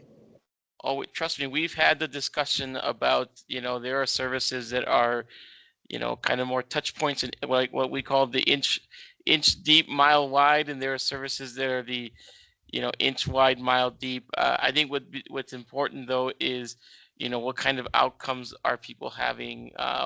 What, whether that's captured in surveys or other ways. I think that's a key component to telling your story is, what are the outcomes, whether it be, like I said, surveys or other things, health surveys or other ways of monitoring that. But yeah, we this board has had a lot of conversations on the inch wide, mile deep, or mile wide, inch deep type of funding that we do. So, all right. Any other questions for Stephanie or Josie? All right. If not, thank you so much for being here this evening. Oh, do you have another question, Martha? No. Okay. Thank you. you so much for being here this evening, and have a great rest of your evening. You too. Good night. Yeah. Thank you all Thank so you much. very much. So Amy, that's a huge contingent in the waiting room. Are they all for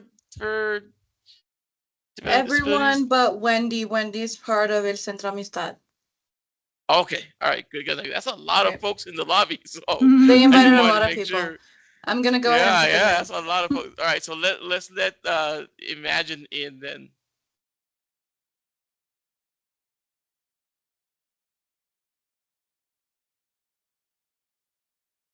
Oh, not Wendy. Hey Wendy, you're not up yet. Do you mind exiting and coming back? Not at all. I'll exit right now. All right, thank you. All right, here we go. This is the Imagine contingent. All right. Well, good evening. Thank you for joining us. We have about 15 minutes together. It's a fast evening. We're gonna introduce the board and staff, and then we're just gonna turn it over to you to hear about what program you're applying for, what are you doing in Longmont, and just to hear more about your work. But yeah, in particular, what's going on in Longmont and what you're applying for. But let's start with the board to introduce themselves. Hi there, I'm Martha Wilson. I'm a counselor and activist in the area, and I've been on the board 3 years. And I'm Cassie Lau, and I've been on the board 2 years. I'm Mark Sisler. This is my first year on the HHS board. Hi, I'm Amy. I'm the admin assistant for Human Services. Christina Pacheco, Human Services Director. And I'm Heriberto Mendoza, Human Services Program Manager. I work under Christina to help facilitate this process. So Jody, Jennifer, Sarah, we're going to turn it over to you again. Tell us your story about what you're doing and what you're asking for in Longmont. Sounds great. Thanks so much for having us. And thank you for serving on the board in your capacity and supporting people with disabilities in the community. My name is Sarah Smith, and I'm the Chief Services Officer at Imagine. So I get to support a variety of programs that we offer in the community. And today I'm really excited to share with you about the Imagine Wellness Alliance, which we call the IWA Clinic. But first, I just want to do quick level setting. So national estimates for what percentage of the population has an intellectual or developmental disabilities is between 1.5 and 3%. If you apply those statistics to Longmont's population, we're looking at about 1,500 to 3,000 people in your community with intellectual and developmental disabilities. When you add on to that brain injuries and autism, that number grows. And what we know is that one of the biggest barriers to people accessing the community-based care that they need to thrive is diagnostics. In preparation for kind of growing our support of the Longmont community specifically, we've been meeting with various community partners to really try to understand the need and how we as an organization can grow our supports. In doing some of that, we met with Alice, who's the executive director of Hope in Longmont. They support about 350 people experiencing homelessness or housing insecurity, and that includes people with disabilities. I asked her the magic question, if you could change one thing or add one thing to your program, what would it be? And she said increased access to diagnostics, that many of the people they support have no diagnosis formally, and that prevents them from accessing the community-based care that they need. And so that's why really we created the Imagine Wellness Alliance that we call the IWA Clinic. It's a multidisciplinary clinic designed to fill the diagnostic gap. So when you come to our clinic, you can expect 4 key things. One is an expert clinical team. So we have a team of psychiatrists, psychologists, social workers, board-certified behavior analysts, and therapists who all work collaboratively together in support of the individual. The second thing that you can expect from the IWA clinic is comprehensive evaluations, assessments, and collaborative care planning in every one of those disciplines. So somebody could come and get psychiatric consultation, they could get a full psychological diagnostics, they could get behavior assessments done. And once the expert clinical team kind of puts all of that together, the third thing that they do is come up with a list of recommendations and referrals. So the individual not only gets the diagnostic care, but they're also getting recommendations for what comes next and what our clinical team believes could help support them to thrive in the community. The fourth thing that folks can expect from our clinic is newer, and we've developed out of identifying some additional needs, and that's ongoing check-in and care. So we're going to ensure the continuity of care to that individual through ongoing check-ins to ensure that they're able to access the services and referrals that we've made. In the past year, our clinic has served over 20 individuals to include 7 people from Longmont. That's 7 people who came through our clinic, received a diagnosis, and additional recommendations for community-based care that we've been able to follow and support to ensure that they're getting the services that they need. Our grant request to you is funding to put additional people through our clinic to be able to support more of the people with intellectual and developmental disabilities, brain injury, and autism in Longmont through our diagnostic clinic. That's really our high-level pitch. And we're here and happy to answer any questions that you might have about that information. Thank you, Sarah. So just to get clarity, you are asking for funding to get how many people through just the diagnostic phase or the whole? So yeah, just kind of, so if you can clarify that a little bit. Yep. So our grant request was to put 5 additional people through the complete diagnostic clinic. So it would cover the cost of the expert team to include psychiatrists, psychologists, BCBAs, therapists. It would cover the cost of all of the assessments, the outcomes of the recommendations, and then ongoing care. Okay.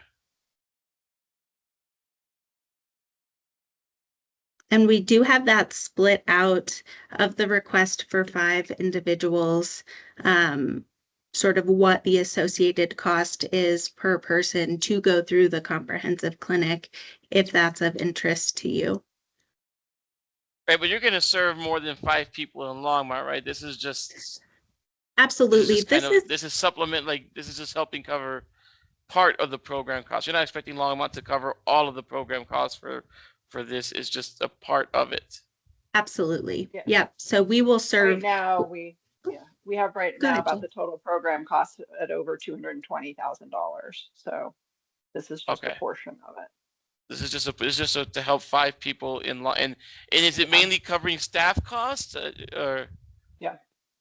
Okay. It's the cost of the psychiatrist, the psychologist, the licensed clinical social worker, the BCBA, the actual diagnostic evaluations. Okay. And then we are, on the back end, continuing to support the individual. Well, one, coordinating all of these, and then continuing to support the individual to make sure that they have follow-up and that they access the services that we've recommended for them. The clinic is currently serving about 30 individuals a year, and this would give it the capacity to do about 35, right? So really what we're trying to do is there's more demand for the clinic than we're currently able to reach. So we are attempting to access additional funding so we can serve more of the demand. And Longmont is really where we're seeing some of that increased demand. Okay. Cassie, do you have a question? Or Mark? Yeah, so you said diagnostic and ongoing care. So how long does the care go on? Or do you do the diagnostic and then the care is done somewhat through another group? So it could be through us or a different group. It's really about the person's choice in terms of who they want to provide ongoing care. We have and will develop intervals that we check in with people to ensure that they've accessed that care, whether it's from us or someone else. So like a 1 week, 3 month, 6 month check-in to ensure that they're reaching the outcomes that we had intended. Some of the times what we are finding is this is the diagnostic threshold or the barrier to have individuals be eligible to then have that care paid for through such as Medicaid, right? So this is what helps families and individuals to then have that care. And then from that, once they've gone through that gateway, then they can choose a provider. That provider may be us, but they may choose a different provider in the community. And that ability of that personal choice of where they want to receive those ongoing services is really important to us to maintain and not assume that it is going to come to us. Yeah, that was going to be a question. That was going to be a question of mine. So I'm assuming that most of the, or all of these 5 people that you end up helping, if you get funded, would be, people with low income. Okay. All right. So I have a question on the 5 people for the next year in Longmont. How much time goes in the diagnostic portion of what you're doing? Just kind of trying to figure out, okay, we've got, you're expecting 5, knowing what the grant funding request is for. How many hours, I guess, or time goes into each person? Yeah. I guess before they get handed off to care coordination? Yeah, the individual is going to be spending approximately 20 hours of diagnostics. So like 2 hours with the psychiatrist, 12 hours with the psychologist, and then the psychologist spends another 5 hours coordinating all of and working with the whole team to make sure they've got a comprehensive evaluation and plan. About 5 hours with the social worker and the board certified behavioral analyst. And then our therapist and program manager spends about 10 hours working with them and doing coordination as well. Is that all, Jennifer, is that all in person, or is it virtual, or is it a combination, or how does that work? I believe it's all in person. Yeah. Okay. I mean, go ahead. And one key difference, I think, of our clinic as opposed to other clinics is we literally meet people where they are. And so if somebody needs the evaluations done in their home or at a community partner, maybe they receive some services at Hope and need the diagnostic care there, we will go to Hope to do the evaluations. Okay, so is there a location? Is there a brick and mortar location, or is it just rotating? They can come to Imagine, to our facilities in Lafayette. There is a location, an office in Louisville that they can go to. But we will also go to where they need to be seen. Our psychologist has been going to all roads to meet with individuals who are homeless there. And really, as Sarah said, we're meeting them where they are. The only portion of all of those hours that is not in person is actually the writing of the reports and the putting everything together. I just want to be totally transparent. Yeah, no, that makes sense. That makes sense. No, it's important work. Thank you for what you're doing. Sorry, one more question. So I'm sure you've had a demand from a lot more than 5. So how do you pick the 5? Or is that too simple? Really just order of coming in the door, but we have the LCSW, they really care coordinate the individuals that come in to make sure they actually need that multidisciplinary team. Because if it is somebody who has already had a psychological evaluation 2 years ago, they really don't need this team. If it is somebody who just needs or wants a BCBA, they'll take a referral and make it somewhere else because they don't need the totality of all of these experts. So they do some selection, but other than that, they take it in order of application. Thank you. And do you end up with sorry, I'm following up with Cassie's question. Do you end up with, after that process, do you end up with a waiting list? Do you end up, if you don't have the funding to support, is there people put on a waiting list and then they roll till there's funding available, or how does that work? That is what we're experiencing now.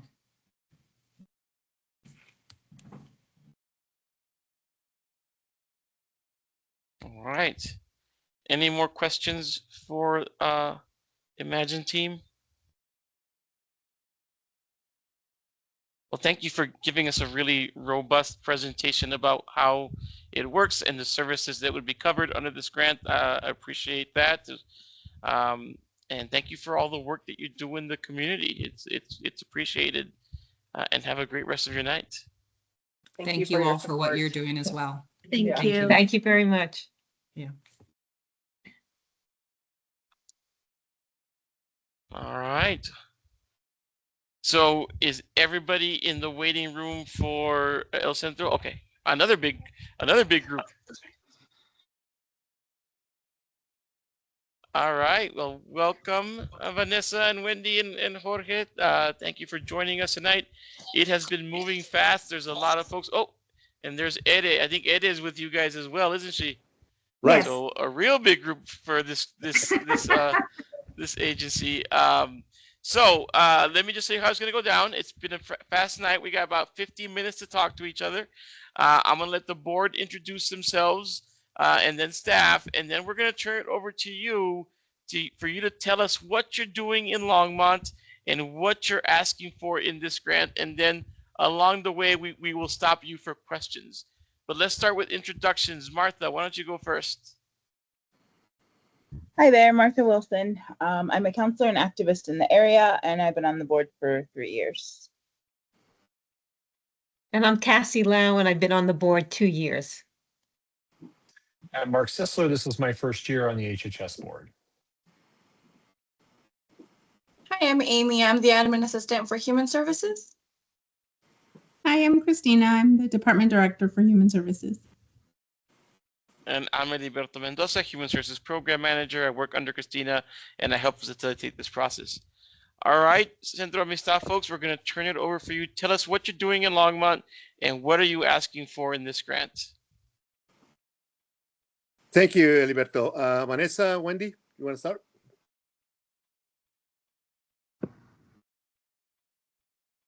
¿Quieres empezar, Wendy? Sí, está bien. Gracias, Vanessa. Hi, thank you. My name is Wendy. I am one of the case managers here at El Centro Amistad. We are really excited and thrilled to be working in Longmont. We just came from an outstanding, amazing group that we just had 30 minutes ago here in the city of Longmont.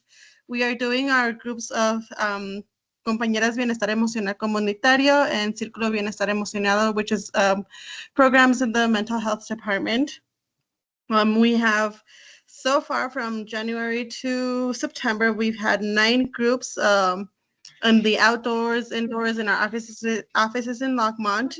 We have a total of, as of right now, of 148 participants coming throughout those months. Longmont has also been seeing a total of 72 participants receiving emotional support. That means therapy, and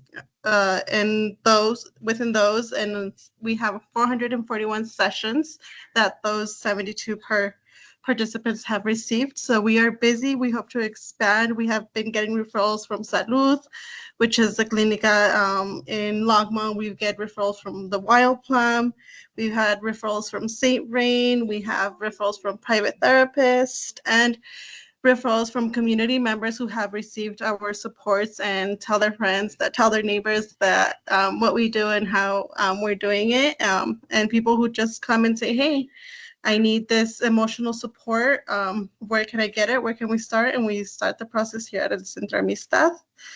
And that's a little bit of what we do and what program I support in. And sorry, that was really fast. No, that's great. That's great. So is that one of the programs you're applying for, that those therapy groups? Correct. Yes, yes, Alberto. We do. We are. Okay. Yes, it's for the emotional well-being program. Sorry. Okay. And Okay, what other great. programs are you applying for? Sorry. We apply what for other the programs? emotional well-being program and the promotoras program. Okay, so talk to us about the promotoras. What do they do? Yes, hi, my name is Vanessa, and I'm the coordinator from Promotoras de Salud. So I'm going to talk a little bit what we do in Promotoras de Salud. You know, basically, you know, we're engaged with the entire family unit to focus on health prevention. So we have different programs in Promotoras de Salud. One of them is El Reto Saludable. And this is a program, you know, it's like 8-week program, you know, it's designed for people living with diabetes or pre-diabetes. And our goal is to guide these participants in making, you know, that healthy small changes for a better lifestyle. And, you know, La Promotora is like a supporter, you know, it's like the coach. And she supports the participants throughout all the process, helping them reaching their goals. So this 8-week program include sessions or talks about nutrition, diabetes, you know, habits or mental wellness and physical activity. So in everything in Promotoras de Salud, in everything in El Centro Amistad, we work with, you know, with mental health. So we include it in everything. And we know one of the recent impact in Longmont with El Reto Saludable, from April to May, we successfully ran this program there, and we had 25 participants. So with amazing results, you know, improving their health and their numbers about diabetes. So this is one of our successes there. And we also can I stop you real quick? Because as somebody who lives with diabetes and struggles with diabetes, do you guys like monitor, like do you ask them to check their A1Cs and give you updates? I'm living with diabetes. It's hard, so I'm just wondering. Yeah, we don't ask them to do it, but it's, you know, in the first like interview with them, yeah, like, do you know, how's your glucose right now? Do you know how's your 1AC, you know, in this moment? So they can always check with their provider, you know, and at the end of the El Reto Saludable is amazing because we have a lot of people tell, I forget the name, testimonies. Yeah, like people tell that like, oh, my doctor told me, what do you do? Why are you, like blood sugar is so good in this moment? Because, they have the improvement during the 8 weeks. But we don't direct, ask them to do it. But if they have the record, we can check them. Okay, awesome. But sorry, yeah. Go ahead. Sorry, I was wondering about that. Yes, and well, we like maybe I didn't tell you before, but our main focus is in prevention, and we're so focused in diabetes. And okay, if people live with diabetes already, how they can have a better life. So we also have a support group, for also people who live with diabetes or pre-diabetes. So we have this once a month, and we have different sessions and talks about like nutrition, and it's more like they have a lot of questions after their doctor's appointment. So we are there like to help. And I am a diabetes educator, and all the promotoras are the specialists in diabetes, so we can support them.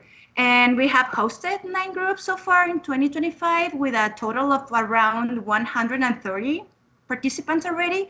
And we can discussion like everything. So yes, we are super happy with our support group for these people. And awesome. Yes, it's amazing. Yes, and I said before, we engage with the whole family. So we also have a group in collaboration with the Longmont Senior Center for group of older adults. So yes, this is a group. It's amazing because they can express their creativity. While sharing their time with us and sharing their emotion and life experiences and everything. So we have this group is we combine a little bit of art and mental health, because we have these small talks about how they feel while they're doing something. And well, we have held like 5 groups in 2025 already, over 100 attendees already. So we have like different like topics about what they want to talk. So yeah, we can talk about health, mental health, about everything. Any questions from the board? Oh, go ahead, Cassie. So who are the people who are doing the helping? Like, what's their background that they can be helping? Yes, it's a Spanish speaking. It's a Spanish speaking people. All our groups are in Spanish, and everything is free. So we send this invitation, to the community, and whoever's want to come, they're welcome. Thank you. Ere, would you like to share something about the groups as well? Sure, thank you. I don't know if my camera is working or not. I don't know if you can see me. Well, I'm right here. Hi, hola Heriberto, hola Cristina. I'm super happy to be here and share with you about the things Vanessa and Wendy are sharing, because it's super amazing. Now we have people who is really interesting to manage the condition. When we post the invitation and we send the invitation to them, the requirement to be in this group is to have pre-diabetes or diabetic. So it's super amazing how they start in order to take care of themselves. And now it's surprising the question they have for the physicians about the things they are improving, the things they are doing, the things they are learning. That is in the group of the diabetics. And also in the senior center, is super amazing to see people really engage. At the beginning, we start with 2 or 3, maybe 3 participants. So now we have more than 30, and we heard that we have a waiting list because they want to participate. And the reason is because Vanessa said really well, we engage them to do things in order to improve the movement, the connection, the capacity they have to enjoy their life. So we are so happy to offer that to our people, to our community, to the Spanish-speaking senior community. we are super happy. And also I want to share that we also work as a community with a partnership with our center, PI, ECAD. We are working together in order to help our community, in order to bring more information, more access to a better life. Thank you. And Mark, you have a question? Yeah, I do have a question about typically, because I don't know much about your organization, but typically the age demographic. What kind of age demographic are you serving? I mean, I know you'd mentioned the senior center a lot. Just what's kind of the age demographic? Okay, we have different groups, right? Senior center, we have the group demographic 55 and up, right? We have all the ages after 55, and social emotional support 18. The youngest is 18, and to support, to help with the diabetics and how to manage that condition, 18 and up. So yeah, that is the group we are working with, and we are super happy to help them in different levels and different situations with the really engage their health, the interest of being busy and enjoy our community, enjoy to be out and have fun. And Mark, I just want to mention a lot of the groups that we conduct, goes from teenagers all the way to adults. So our approach is a very holistic approach to the whole family. So we provide support to families with small children, families with teenagers, and family with elders. So our programming goes across. But yes, one thing for sure that I can tell you, the elders community has grown in the last year for sure. In Longmont. Okay. Yeah, I was just wondering. They love to be busy. I was wondering about the younger, the youth, pre-diabetic and things like that, and kind of what kind of education, resources, diagnostics happen, earlier to potentially control diabetes and things like that. And because I know that it can get a lot of people go undiagnosed for a long time, and then they've gotta start managing the condition. Yeah, and sorry, and and we work with the family, and we work with the mom. We have a couple of moms who have, like a youth with pre-diabetes, and they go to the support group, and go to, because we have like several classes, and they attend, like the mom is there, and she's like cooking, and she's like sharing their acknowledgement with the family. So maybe we can talk directly with the kid, with this adolescents, but the mom is there. So yeah, we can have like an impact in the whole family. And also, I just want to mention that we have some classes for elementary level students. It's cooking classes, healthy classes in the city of Boulder right now. We work with a couple of bilingual schools over there, but we have been, providing this support. We recently went to present this group to the Lions Library. They invited us to go and present to 30 family members, individuals, parents, and children. And we actually doing the same thing in Longmont. We just need to connect specifically with some of the schools to see if we can go in or we can invite them outside. But yes, we're trying to, really address the health of the whole family, especially around prevention. That's pretty much our focus. Mm-hmm. It's our main focus, the prevention. Correct. All right. And to the same time, every single year we see more youth with this with this condition. So it's something we need to work on it, because they need more prevention information to the parents in order to help the kiddos, because every year we have kiddos with that condition. Every year we have more of our youth with this situation. So it's something we need to address. So we are at time. Oh. Yeah, sorry, we're at time. I wasn't meaning to like smile because it's funny. I was just, I literally had this conversation with my family of like, all we cook is Mexican food and everything's in oil. And so I'm trying to introduce the air fryer to my mom and my grandma that's still living. And it's like a mind warp. I can't give up. I cannot give up tortillas, man. Those I just tortillas are just like I just, that's killing. It literally is killing me. I just can't give them up. So anyway, we are at time. Thank you for the work that you do.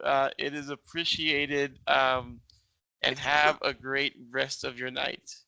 Thank you so much, everyone. I appreciate it. Thank you, Heriberto. Thank you. Thank you. Have a good night. Tienes que venir a nuestras sesiones, Heriberto, el segundo jueves del mes. Aprenderemos mucho. All right. Te lo prometo. That's our board meeting night, though, Eda, but I'll try. Gracias, Vanessa, Ere, Wendy. Hey, we can have them be part of the open meeting. Yeah.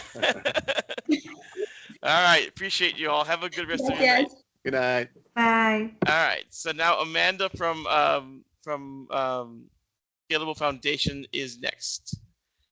All right. And Amanda, I know you thank you for joining us tonight. Can you hear us?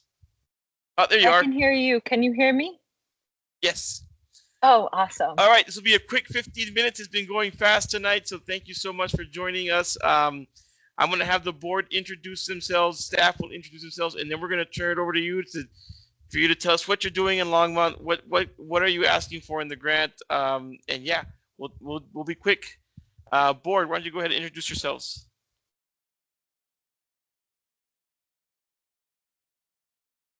Hi, Martha Wilson. I'm a counselor and activist in the area, and I've been on the board for 3 years. Thank you. I'm Cassie Lau, and I've been on the board for 2 years. I'm Mark Sisler, and this is my first year on the HHS board. Hi, I'm Amy. I'm the admin assistant for Human Services. Hi, Amanda Christina, Human Services Director. All right, Liberta Mendoza, Human Services Program Manager. I work under Christina, and I help facilitate this process. All right, Amanda, what are you doing, and what you're applying for? Well, thank you all. Thanks for taking the time. I just want to state first off, I'm at my best friend's wedding, and so I'm in a room that I hope will be quiet, but there may be some background noise. So thank you for understanding what may be coming up. So yeah, I'm the director of a art therapy nonprofit for underserved youth in Longmont. We provide free and low cost, both individual and small group art therapy to the underserved youth in Longmont. And so as Christina knows, way back in 2021, how we first started was in partnership with the City of Longmont's Youth Redirection Program, Rewind.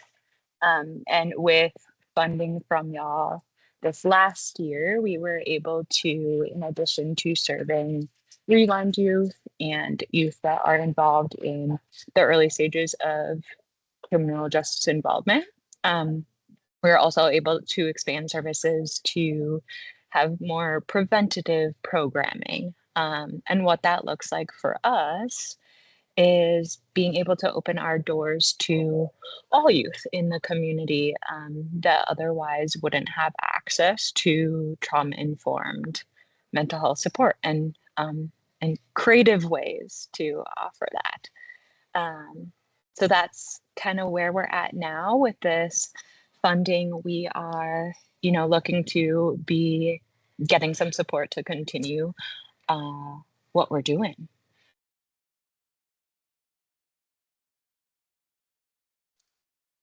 Awesome. That's what you're applying for, is to continue that growth of that art program. Yeah. How many folks are you serving now, and how many would you think you'd serve in 2026 if you receive the funding? Yeah, thank you. Well, with this, before last year's funding, we were serving about 25 youth annually. And last year's funding allowed us to double that. And so, I think that with this funding, we would kind of continue on that trend. What I'm anticipating is when I say 25 youth and then 50, that's an individual one-on-one art therapy. And so what I'm anticipating is being able to continue on that trend and, even expand, increase our capacity. So a minimum of 55 youth in individual art therapy annually in the city of Longmont. In addition to one-on-one therapy, we also, like I said, do small groups. And with this funding, looking to have more partnerships in the community. So actually increasing group offerings at places like, in the schools or at the Longmont Museum. And so if we just have one group a week, but we're anticipating more, we're thinking about 40 unduplicated youth on average. And we get that number by saying, okay, each youth is going to come to, let's say, 8 weeks of therapy is kind of how we're getting that number. And so, Amanda, can you talk a little bit about, what, and we talked about this during our site visit earlier this year, but talk to me about what changes, what have you seen change in the youth that are attending your one-on-one or your group? Yeah, it's a great question. So we have a few different ways of kind of tracking those outcomes and yeah, what are they benefiting? What are they getting out of our program? We do different mental health screenings, both like pre-therapy and then post-therapy. And so with that, we are able to track, what is their baseline levels of our kind of go-to 3, and then we tailored it to the different screenings. But our go-to 3 are like anxiety, what's your baseline? Depression, what's your baseline? And substance use, what's your baseline? And then, obviously we're tracking those things throughout therapy, but also more formally with that screening post-therapy as well.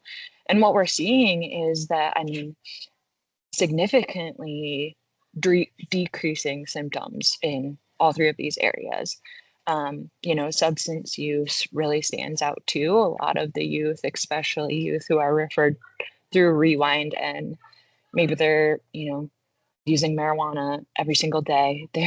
This isn't their first time getting in trouble with possession at school, and actually achieving sobriety and recovery by the end of their time in therapy. Wow. Some of those youth are coming to both individual and group support. So being able to be with like-minded peers who are going through the same thing, I think is, just an added support that they've had, which is something new to our program in this last, I would say, year as well, is that group support.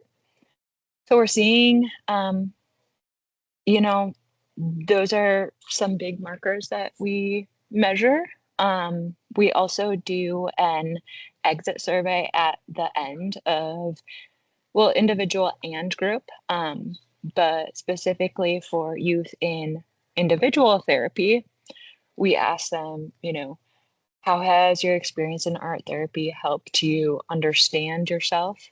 How has it helped with your self-worth, your sense of pride, your ability to express your emotions in healthy ways, your ability to apply healthy coping skills? All of these things, I think, in the 5 years, or I guess 4 complete years we've been doing this, 90% or higher are saying, yes, these things are helping me meet all of these markers. Art therapy is helping me meet all these markers.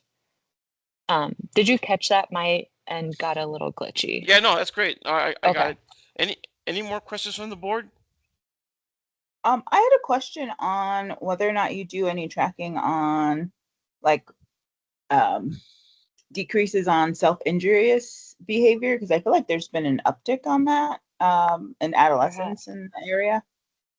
There has. Yeah, I think over the summer and, now into the school year, just about every youth who's new referrals coming in the last few months have significant history with self-harm and suicidal ideation. So appreciate that question. So it's something that, you know, we directly address in therapy, and we talk about it. We're not scared to talk about it. We are able to use, you know, the therapists are able to use the art making process to talk about some of those maybe more difficult topics, to process what's going on underneath that, what's leading them to self-harm, and find healthier tools. The art making is magic, I believe. But there are some really cool art interventions. So for example, felting, where they're taking a needle and stabbing this felt and then creating, you know, these characters, or just the process of doing that, is something that I've heard from some clients that have a history of self-harming as like, wow, now that's been my go-to at home. That's a tool that I pick up and use. So I know this doesn't directly answer your question, but now I can, with a little bit of that context, to say, yeah, it's something we also measure. It's something we talk about right away, and we watch those risks throughout therapy, address those risks directly. And if they're, you know, not in a stable place, they continue with us until they are. And so we're not discharging someone who is, you know, actively self-harming or have recent self-harm. Thank you. We got about 3 minutes, Mark, but go ahead and ask your question. Yeah, Amanda, where's the location? Where in Longmont does everybody come to? Oh, they have the a art really therapy? cool office. Yeah, Thank you. I wasn't on that site visit, but where is that? Where is that in Longmont? We are 3rd and Terry, Okay. right by the post office there on Kaufman. Okay. Right by the construction. Yes. Right now, yeah, Yeah. you're right. Yeah, construction for forever. And then one other question, I think you touched on it a little bit, but how do you use reach? How do they find you? You know, what are the routes that how do they find, you know, an art therapy that they may not even know they need? How do they get directed to you? Yeah, great question. So one referral source is youth that are in the Rewind program, who then are referred to us as a part of their Rewind intervention. That is, you know, kind of how we got started. Since then, and with our more prevention-based programming, we are connected as, you know, on the referral list in the St. Vrain schools. A lot of this, we recently, in February, I believe, got paneled with Medicaid. And so also a lot of youth that, you know, are looking for services and don't otherwise have access will find us through looking, okay, who can I go, you know, with Medicaid. We also are just connected with the youth center. With probation, we'll get referrals for youth that are on probation, but not a part of the Rewind program. Yeah, I think a lot of just kind of self referrals from parents looking for support for their kid, and a lot of those also say like, hey, I got your name from your school counselor. Yeah. Awesome. So we got about a minute left. Any last questions for Amanda? I had one more of do you work with adults? Because I feel like a lot of my adults that I see have cognitive delays and might benefit from like another medium than talk therapy. And I was just curious, do you only serve youth or do you also serve adults? We really primarily focus on youth, you know, and up to, I would say, even like 25, we can look into like young adult kind of thing, but primarily, I mean, we're serving like 10 or 12 to 18. We have a couple that will kind of go above based on their situation. But yeah, I think, right now, that's really our nation who our program serves. And in time, I would love to be able to expand that programming to, reach the demands of our community more. All right. Well, thank curious. you so much. Thank you, Yeah, Amanda. thank We'll you let you all. get back to the wedding. Appreciate you enjoy the taking these wedding. 50 minutes to be with us. Thank you. All right. Have a good rest of your night. Thanks so Bye, much. Bye, y'all. All right. And Chris is in the lobby. So he came back. So this is Rocky Mountain Equality's application. Want to let him in? There we go. Hey, Chris, can you hear us? Yep, can hear you great. Can y'all hear me? Yes. Yeah, just thank you for showing up again. If you couldn't have made it, right, we just want to reiterate how important it is to be here. So appreciate that you're here. So we got about 15 minutes. We'll do this quickly. I'm gonna let the board introduce themselves, let staff introduce ourselves, and then we're gonna turn it over to you to tell us about what the program is you're asking for funding for, and what the funding is for in particular. And then so let's start with the board introducing themselves. Hi, I'm Martha Wilson. I am a counselor and activist in the area, and I've been on the board 3 years. And I'm Cassie Lau, and I've been on the board 2 years. I am Mark Sisler. This is my first year on the HHS board. Hi, this is Amy. I'm the admin assistant for Human Services. Hi, I'm Christina Pacheco, Human Services Director. And I'm Alberto Mendoza, Human Services Program Manager. So Chris, tell us what's the program you're doing in Longmont, what you're applying for? Yeah, thank you so much. So once again, my name is Chris Castaneda, pronouns they, them, AA for Spanish speakers. I'm the Youth Program Senior Manager for Rocky Mountain Equality. The art is formerly known as Out Boulder County, as I like to say, and what we're using it is to support our youth programming, particularly in the Longmont area that we run. And so our youth program comprises of multiple different parts between virtual support, where we run Dungeons and Dragons campaigns to help build social and emotional development on our Discord server that's moderated by our staff of 4, alongside several direct service groups that we have in Boulder as well as in Longmont. So I was actually at the Longmont group that we have once a week Thursdays that run all year. They are 2 hours. They are confidential spaces, and they're youth support spaces where we're able to connect youth with resources, with positive peer mentorship through our positive role models as our facilitators and our volunteers, help them engage in new activities and experiences through enrichment, and just creating a space where they can not only survive, but also thrive, particularly in this complex sociopolitical environment that we're currently finding ourselves in. And so we provide hot food at these spaces. We provide activities. We provide field trips. We provide guest speakers and educators to also come in to share different activities, ways of engagement, all sorts of different things. And then alongside that, we also have our school visits that we do to any school that requests it, although primarily we work with Boulder Valley School District as well as St. Vrain Valley School District. And then alongside that, we also have paid youth internships. And so those youth interns can come from anywhere in the area, although primarily they are from Boulder, Lafayette, Longmont, that kind of trifecta that makes up Boulder County, where we actually foster youth ages 13 through 18 can apply over a 16-week period, 10-week in the summer, where they actually get to learn, develop, and plan their own community engagement events. They decide the theme, how to spend the budget, figure out all the different activities, invite different community, do outreach, all sorts of different things. And they have 2 events that they get to plan each semester or 16-week period. And so that's kind of the bulk of what we do. Every service we offer is for free and no cost. We want to make sure that the kids are able to be well fed. We work with the Longmont Youth Center to use a space that is still part of their property. We meet at the Lashley Street Station.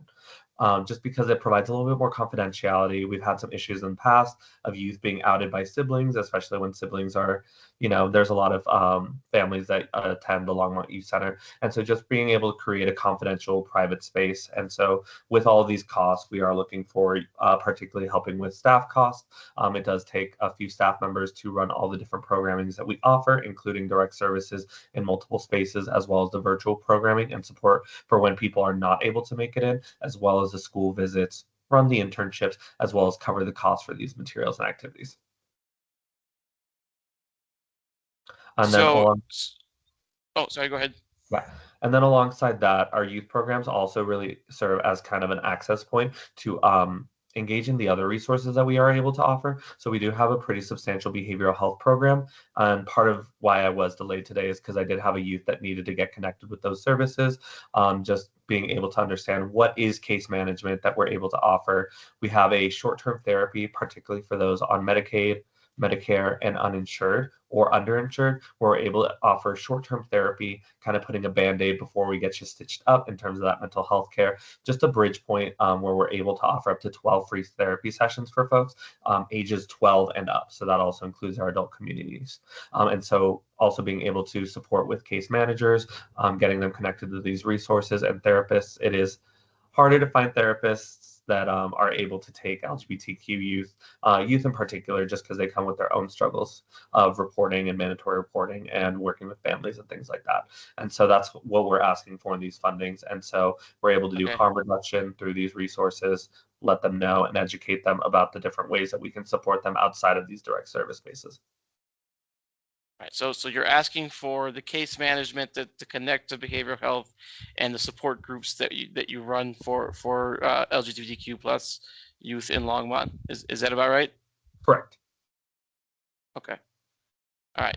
So first, any questions from the board about what Rocky Mountain Equity is doing here in Longmont?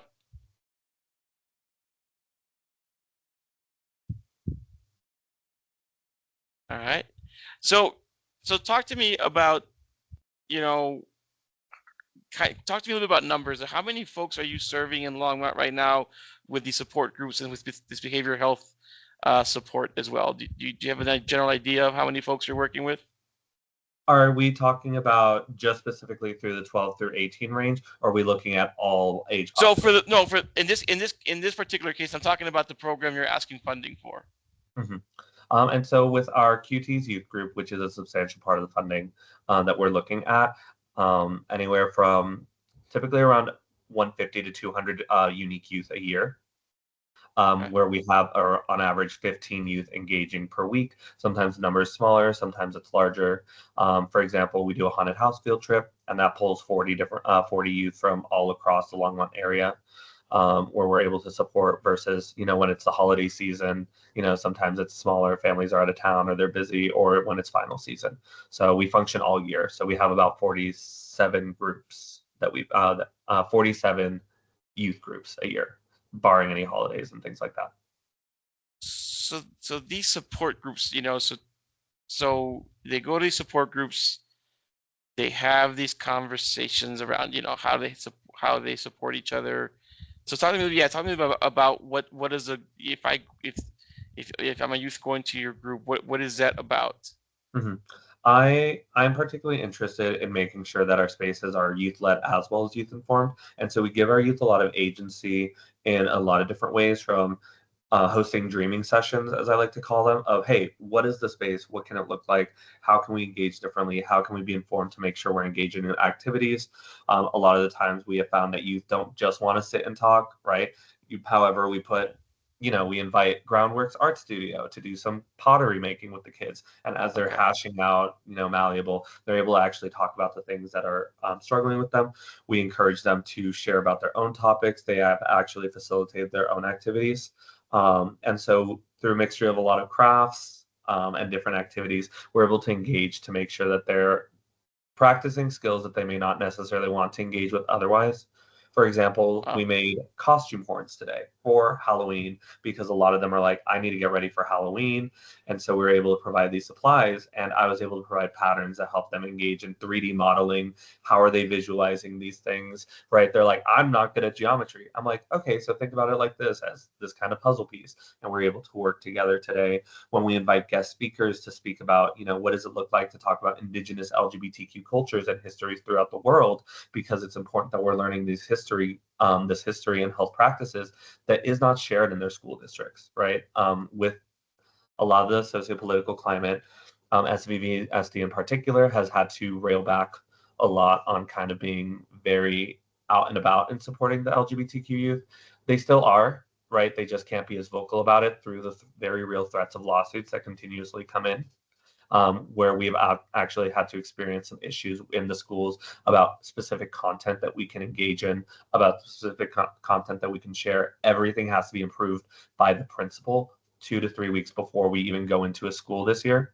And that was beginning as of spring of 2025. And so more and more we're seeing lockdowns or teachers afraid to engage in LGBTQ content in their classrooms. And so now the youth are missing out on hearing about these different stories. We have panelists that come in through our Speaking Out program to share these things. We're able to talk about LGBTQ intersectionalities through civil rights and activism. And these are things that are now being neglected in these school systems. And so it's also an educational opportunity. They're able to do crafts, they're able to make friendships, right? Because we also see a lot of the homeschool kids from Main Street, kids on Apex that live in Longmont that maybe have not succeeded well in the traditional schooling system due to a combination of harassment, of bullying, of transphobia. We have a high crossover between neurodivergent and LGBTQ statuses. So these are youth with ADHD, are on the spectrum for autism, are often experiencing a lot of different other difficulties of depression, anxiety, and other things that may prevent them from succeeding in these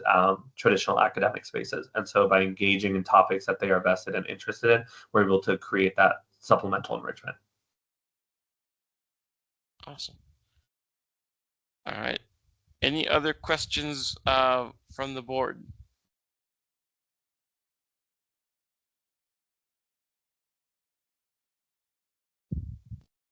All right. I think one of our board members got kicked off or had to jump off, but that's okay. This is being recorded. She can come back and see the answer if she did get kicked off. So if there are no other questions, Chris, thank you for making it tonight. Appreciate the work that you all are doing. And if the board has follow-up questions, I can always email. So yeah, have a great rest of your night. Awesome. Thank you all again for the flexibility. It's really appreciated while I was trying to manage some unforeseen circumstances. So have a wonderful rest of your night. Thank you. You too. Thank you. All right, folks. Thank you for joining us tonight. The second part of health and wellness will be a Saturday morning on the 18th, I think. I believe it's the 18th. I think it's October 18th. Yeah. Yeah. Do we know how many we have for the 18th? I think it's 9.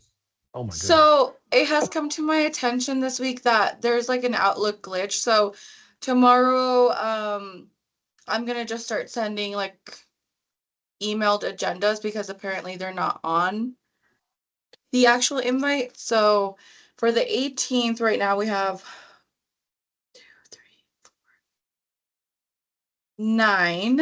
But Medicine Horse has 2 programs, so they're gonna take up 30 minutes. Yeah. So 10 programs. Yeah. And what time are we starting? It starts at 10, and then it ends at 12:15 or at 12:30. I go to work at 12:30, so luckily it's all online. I might have to take a little break. Yeah, I know. Yeah, these are heavy ones. Yeah, so that means, I mean, you think about it, that means there's 19, basically around 19 agencies just for health. Wow. This is usually our biggest one, and then followed by education has not as many, but has some. So, all right. Well, thank you all for being here tonight. Thank you for chugging along through it, and I appreciate it. And we'll talk to you soon. All right. Thank you. Bye bye. Bye.